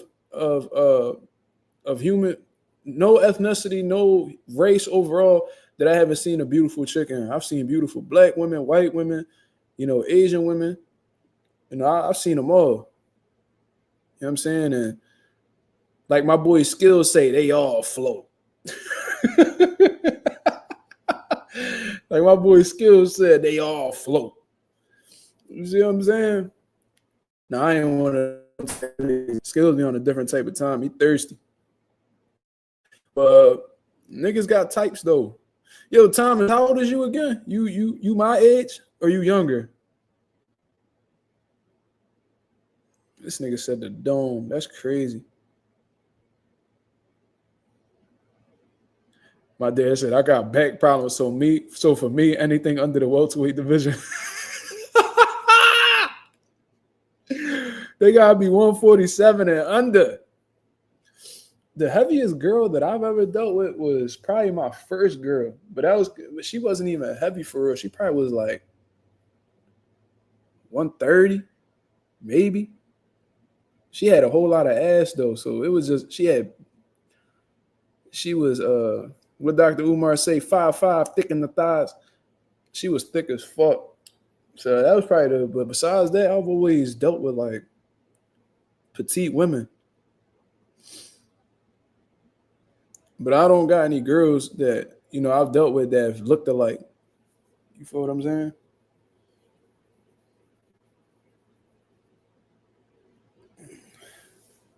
Wait. What Thomas say? Who he said aggressive? You're the bull, real talk type. That's funny. You gotta chill, Kobe playing. You be drawn. Nah, bro, the others be crazy aggressive. Who's the others, Thomas? Who you speaking about? You gotta tread real lightly, man. What you talking about? What you talking about, Thomas? Who's the others? You talking about every race except white? So you only comfortable with white bitches. That's what you saying. I mean, I feel like you limiting yourself. But if that's what you want to do, you know what I'm saying? Ricans, dark. This nigga said dark. Just say black, nigga. What are you talking about? Dark. White people be so scared to say black. This nigga said Ricans, dark. It's okay to say black. Black is not a derogatory term. You feel what I'm saying? But nah, I don't know, bro. I just feel like I can't. I never been the type to, characterize like a race of women to just one thing, because throughout time, that when you young, that toxic shit cool and all that. You know what I'm saying? That might be fascinating or interesting to you or appealing to you. But once you start to grow into manhood, especially after you become a father, especially if I can't speak on nobody, I speak for me. You just want peace. You feel what I'm saying? You want cooperation. You want femininity. You know what I'm saying? I never could really stand a masculine bitch, bro. I could never stand them. I hated them. Like it used to, and I've seen some beautiful women in the past that, you know what I'm saying, they look good, but as soon as they open their mouth, it's like, bro, come the fuck on, bro. It's like you sound like me, nigga. Like you like on some real shit, bro. Like you sound like my nigga Justin. Like you talk just like you. There's no reason why I should be talking to a girl or sitting down with a girl having lunch, and this bitch over here talking like, yeah, bro, like on some real shit, like for real though, like no cap, dog, like no kizzy, like what? Oh hell no, like bitch, you might as well pay this bill, nigga. Like you might as well pay this bill, bitch. You might as well drive me home. I might as well be in passenger, bitch. You sound like you bagged me. Hell no. You feel what I'm saying? Fuck all that. Kids' love don't change. That's a fact, Tony. I remember, bro. I was out, right? I was out. I linked up with some chick. This is like 2021, right? So I link up with Shorty and shit, and there's a car that passed by. In Philly, everybody be blasting music in their speakers. It was Young Jeezy, bro. What's that John? Super freak. Yeah, you know I got a super freak. Banger, right? This bitch knew the song because it was a red light. This bitch knew the whole Young Jeezy verse from the beginning to the fucking first hook. And I was like, that's the most masculine shit I've ever seen. This bitch knew a whole Young Jeezy verse. How?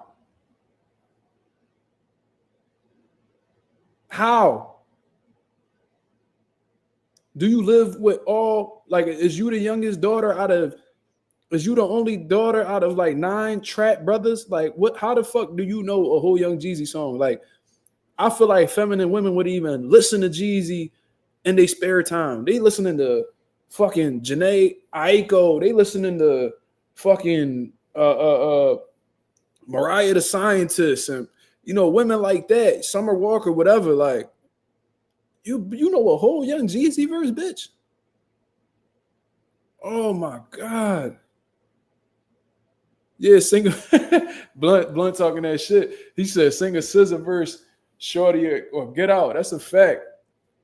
And she like vibing with the shit. Like, I was like, oh hell no. I said, no, this bitch too certified. Like she ride with the Glock on her lap. I'm cool. You know what I'm saying? I like my women feminine, peaceful, cooperative, bro. You know what I'm saying? Supportive. And of course, every man wants a submissive woman, especially if you the leader type. And I'm blessed that I got that. You feel what I'm saying? Like, ain't nothing like it. There's nothing like coming home and it's a good thing to feel appreciated. You feel what I'm saying? A lot of men don't feel that. That type of feeling, that's irreplaceable. You know what I'm saying? That's something that money can't buy. You feel me? So, yeah, bro. These masculine women, they ain't it. These masculine women, they ain't it. I'll tell you that shit right now. He said, she love the hood too much. Give me a church baby. Them church babies be whores, bro.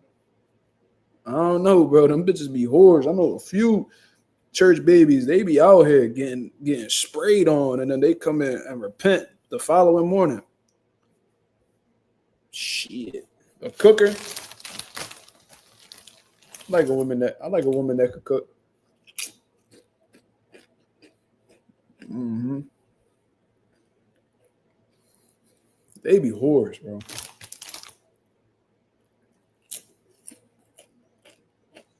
What J. Cole said?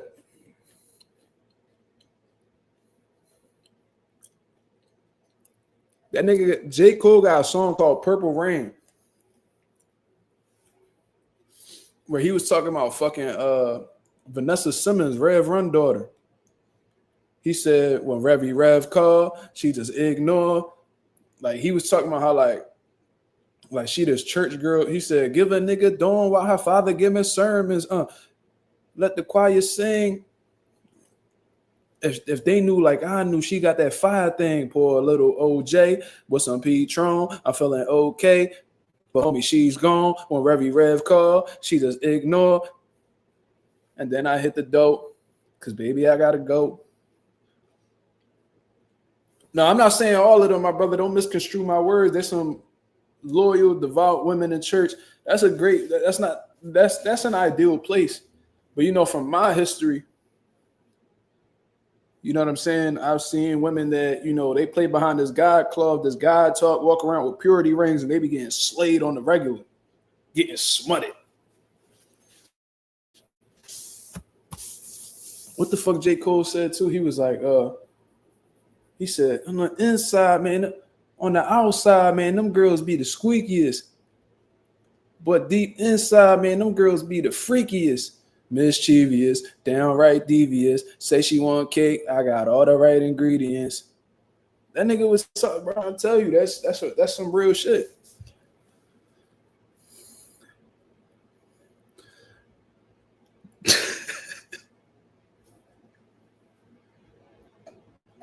Yo, Coffee, you out of pot. I can tell you comfortable. Debo said married 18 years. Met my wife in the church. Bro, that's phenomenal, bro. Salute to y'all, bro. That's a hell of a milestone, my brother. That's beautiful, man. Salute. You don't really hear that too often, especially in this generation. You feel what I'm saying? But some of them got morals too. Absolutely. 15 years. It's beautiful. Beautiful. I love it, y'all. I love it. Ain't nothing like keeping that family together, bro. Being a great representation of a family because, you know what I mean? Not many people had that. You know what I'm saying? That's dope, bro. 18 years, 15 years. Damn. I had gotten close, y'all. I was with my first girlfriend for 10 years. I was with my first girl for 10 years.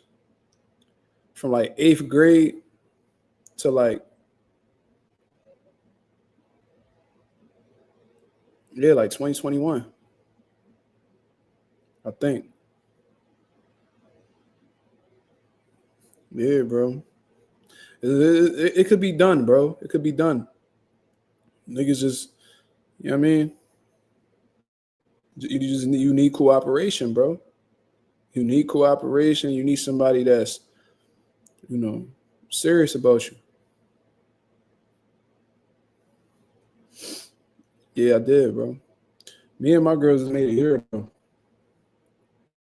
We made a year.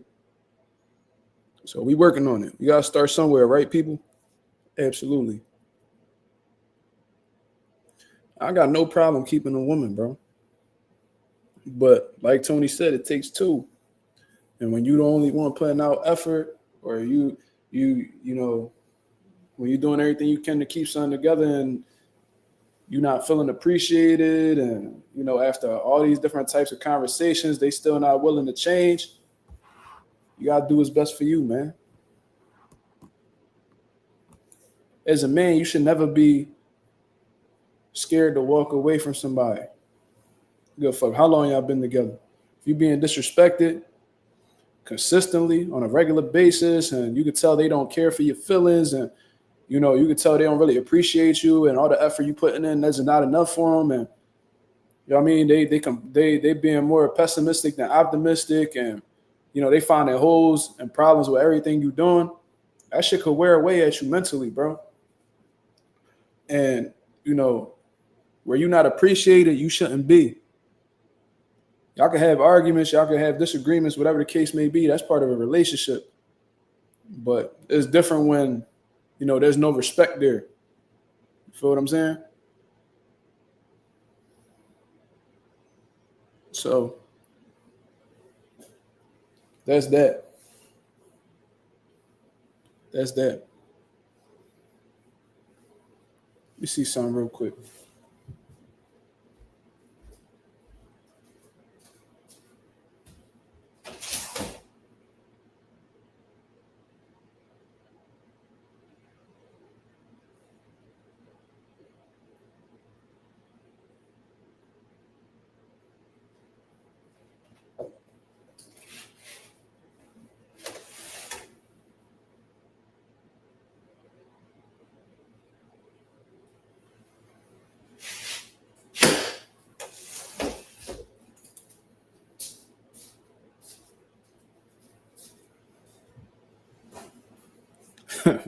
Mark 5-3 shit crazy.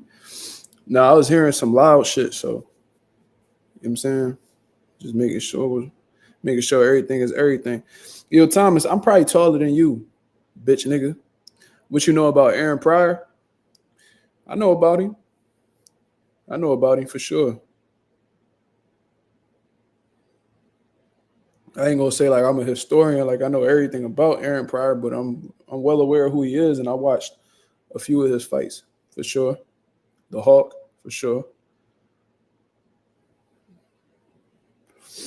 But what we talking about, man? Before we close out, because I'm gonna definitely leave around like I'm gonna hang it up after the 2-hour mark. So we got like 10 minutes. What we talking about, people? What we talking about? I like the women conversation. I ain't gonna lie to you. That's pretty interesting to me. You know what I mean? What I think about Paro versus Hitchens, I think it's gonna be. I think that's gonna be a difficult style matchup for Paro, bro. I ain't gonna lie to you, man. I think the range, because there was a huge, in my opinion, there was a huge size disparity between the two, man. I'm well aware that Hitchens is gonna have to cut weight and things of that nature, but you know, Hitchens got a significant size advantage over Paro. Paro looked like he walk around at 140. He looked like one of them type dudes. I could be wrong, but that's just how it appeared on the cameras. You feel what I'm saying? I do think that Paro is going to have some trouble with Hitchens' athleticism, his speed, his jab.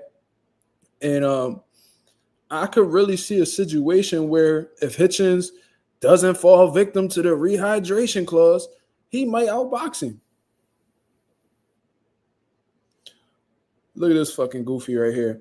Bam and press, pound for pound, number 5, which I agree with. Canelo is the face of boxing. I guess.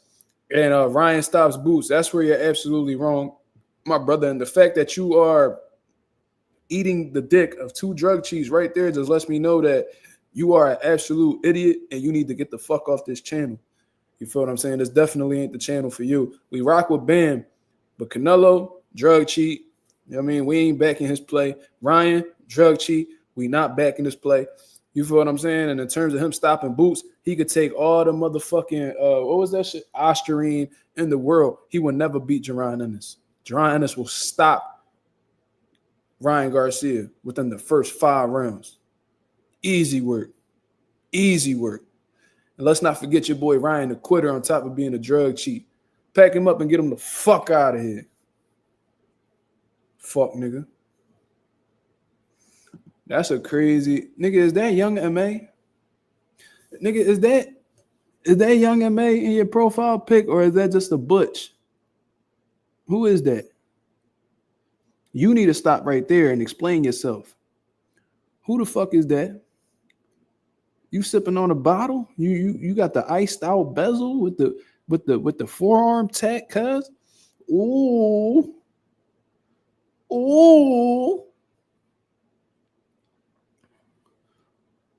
And she make me weak when she deep throw. That's the funniest bar I ever heard, bro. Young MA had the balls to say, and she get me weak when she deep throw. Deep throw what, bitch? Your clitoris? The fuck is you talking about? She choking on your strap and you swear you feeling it. That shit is crazy. This bitch act like she got nerve endings on her dildo. This bitch act like she got nerve endings on her dildo. She act like her dildo attached to her. You know they be dyke Jones that be that delusional where they walk around with they strap on. Be having a whole print. Like, hold up, bitch. Hold up. You got the dildo with the balls attached and you walking around with gray sweats trying to get bitches' attention? That's that. Bitch, you're ill. Something's wrong with you. This nigga just said, do Tank look like Young MA? They definitely cousins. They first cousins for sure. I ain't gonna say they look alike all crazy, but you know they first cousins. I mean they you know the bloodline is real. Yeah, bro. They be want to be niggas so bad they don't shave, bro. Like these bitches be having froze. You know what I'm saying? Like on some real shit, bro. Like these dyke bitches be delusional. Like they be getting brand new furnished apartments with dishwashers and shit. Be having dildos just chilling in the dishwasher, just waiting for a bitch to come to the crib. That shit is crazy. Having dildos in the dishwasher, bro. Nuts. I know what these dyke bitches be doing, though. You know what I mean? When nobody looking. I know what they be doing with that strap on. You know what I'm saying? You know they be eating that strap up. They waiting for Mr. Right. You know what I'm saying? Be taking them sports bra loves and be having hella titties. Accept who you are, bitch. They definitely want to be niggas. That should be hilarious. I remember some dyke bitch groped me one time because I was looking at her bitch. I'm like, dog, first of all, she going through a phase. She'll be on dick in no time. You need to chill the fuck out trying to act like you tough, because if I hit you, bitch, you will not wake up. And I would hit you too, because you think you a nigga. I'm going to bring you right back to reality. These dyke bitches be so tough so they get cracked. You know what I'm saying? And all of a sudden, I'm a female. Okay, I ain't know that, bitch. You got a Yankee fitted on with some motherfucking butters and some baggy jeans, bitch. I ain't know that. I ain't never see a woman with no Yankee fitted. You know what I'm saying?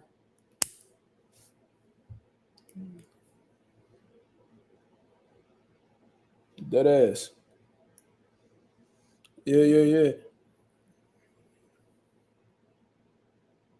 I ain't gonna lie. I got my hair cut by this dyke John one time. Mind you, she one of the sharpest barbers in the city. And I remember, like, while she cutting me, she like, you could tell like she not in the best mood, but she just getting through it. You feel what I'm saying? She kept going in and out the bathroom. Like, what the fuck wrong with this bitch? Like, I'm thinking she throwing up and shit like that. Whole time, this bitch going through it with her period. I'm like, oh, it's that time of the month you say. Yeah, they be swearing they tough. They square up with you too. They really believe they niggas in their head, bro. They really believe they niggas in their head. Just like these gay niggas. Your best boxer has been exposed. Khalil Cole, your best 175 mopped by Gallegos. Viva Mexico, cabrones. Viva the fucking block room, pendejo. How about that? Fuck is you talking about, nigga? Viva la block community, dickhead. Mark got a bloody haircut. That's hilarious.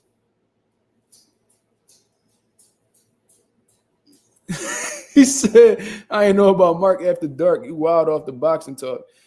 Bro, you don't peep the type nigga I am, bro. This boxing shit just one side of me, bro. We be chopping it up for real.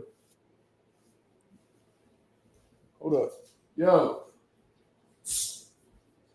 No, where you going? Where you going? Go. Go. Go. Go.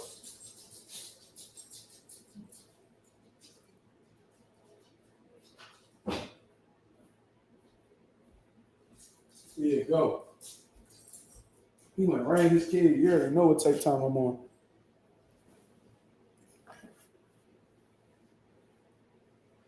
It probably is the Alonzo bull. He a weirdo. What's going on, Wele Vicho? Mama, well, he ain't like that. When Slime called him a Wele Vicho, he ain't like that shit.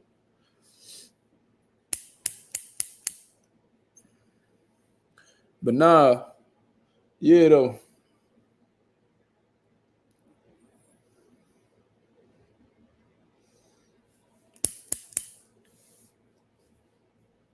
Yeah though. What we closing out with, y'all? What we talking about? But nah, to go back to the boxing conversation though, I think Hitchens gonna beat Paro, bro. Nah, nigga. I don't. You know better than that, Tom. You know I don't smoke, cuz. You know what I'm saying? My girl keep candles around the crib. You feel me?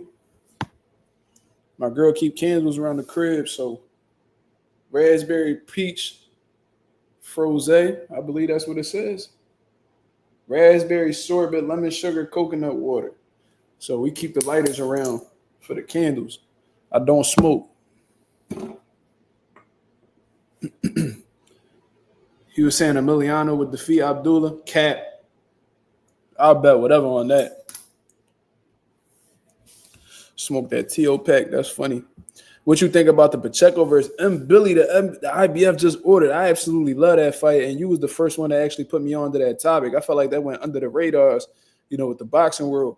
If that fight was to come to reality, bro, you already know Diego Pacheco, one of my favorite, up-and-coming boxers. And I know I say a lot of people my favorite, but You know what I'm saying? Diego Pacheco, he definitely been on my radar for a while now. I respect the man hand.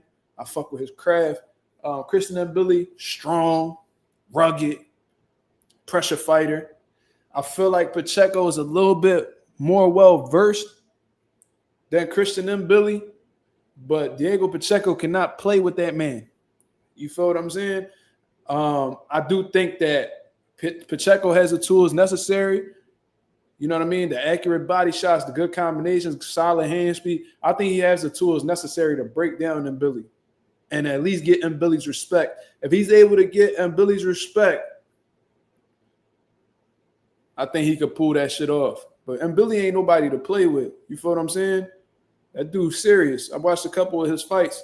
And Pacheco, he can't underestimate that man. He's going to have to take that serious. He needs to look at this as if that's his world title fight. He needs to take Mbili extremely serious. But, you know, that's not somebody you want to go blow for blow with.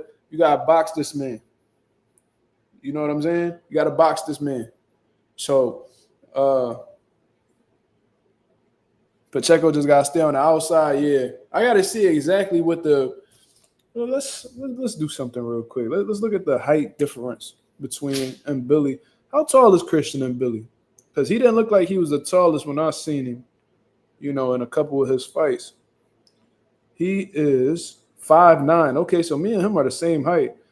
That's a little bit undersized for the height-wise for the super middleweight division, but he is a big boy. Diego Pacheco, he at least like he like 6'3", right?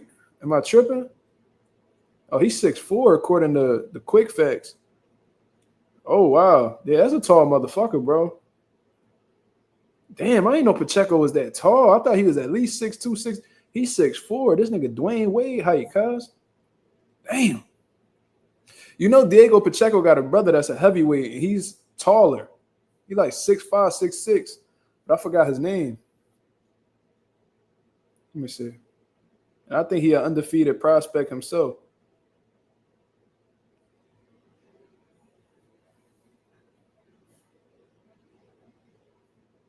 Federico Pacheco.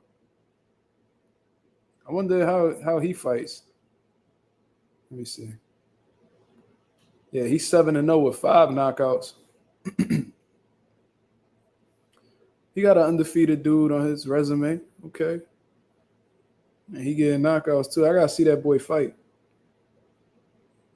Oh, he fought in the Team Combat League, but he lost every single one. God damn. He went 0-4 in the Combat League. He lost in the Nationals in 2021 too. All right, I'm gonna have to check him out. But speak on the whiteboard mall opponent. He said Jamal got turkey in him. You talking about Cornflake, bro? Me and my pop, if my pop's still in the chat, we real familiar with Cornflake. He done came to our gym a couple times. You know what I'm saying? We real familiar with Cornflake. I was actually speaking to him not too long ago. You feel what I'm saying? And he said that when he get a little bit more information, he let me know. But I don't think anything really locked in yet. I think they still looking for a date, in all honesty. Yeah, Cornflake Thomas Lamana. He done been around the block for a while now, man. One thing about Lamana, though, he going to find the opportunity, though, for sure. What's up, you all right? You what?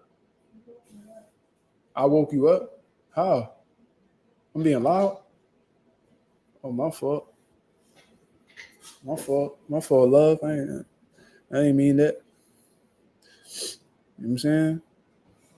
I'm about to end the live anyway. You said Robesi about to get his get back. He better, bro. I'm really pulling for Robesi to, you know what I mean, to close that chapter and move on. I really fuck with dude's style. Nah, she tired. She sleepwalking low key. He talking about go get that. You crazy. But yeah, man. Yeah. I still feel good though, man. But you know what I mean, I might as well call it raps though. I appreciate everybody that came through and showed love to the channel. You feel what I'm saying? If y'all can hit the like button on the way out, that'd be very much appreciated. Be on the lookout for another video. Be on the lookout for another live tomorrow. You know what I'm saying? I appreciate everybody that has been coming through and showing love. The channel has been growing tremendously since I've been back on my shit with the videos. You feel what I'm saying? So I'm noticing that's the key difference. And we're going to keep it moving, man. We at the mid 2,300 mark, y'all. We just hit the 2,300 mark not too long ago. And we already about to hit that 2,400 mark. You know what I mean? We at that mid 2,300. We need 47 subscribers until we hit 2,400. You feel what I'm saying? So we definitely getting somewhere. We're on the road to 3K, and I don't have nobody else to thank but you for making it possible. Great conversation today, y'all. Be on the lookout for my next live. Until then, this is Mazuma TV. Y'all have a blessed, beautiful night. I'm out of here, man. Peace.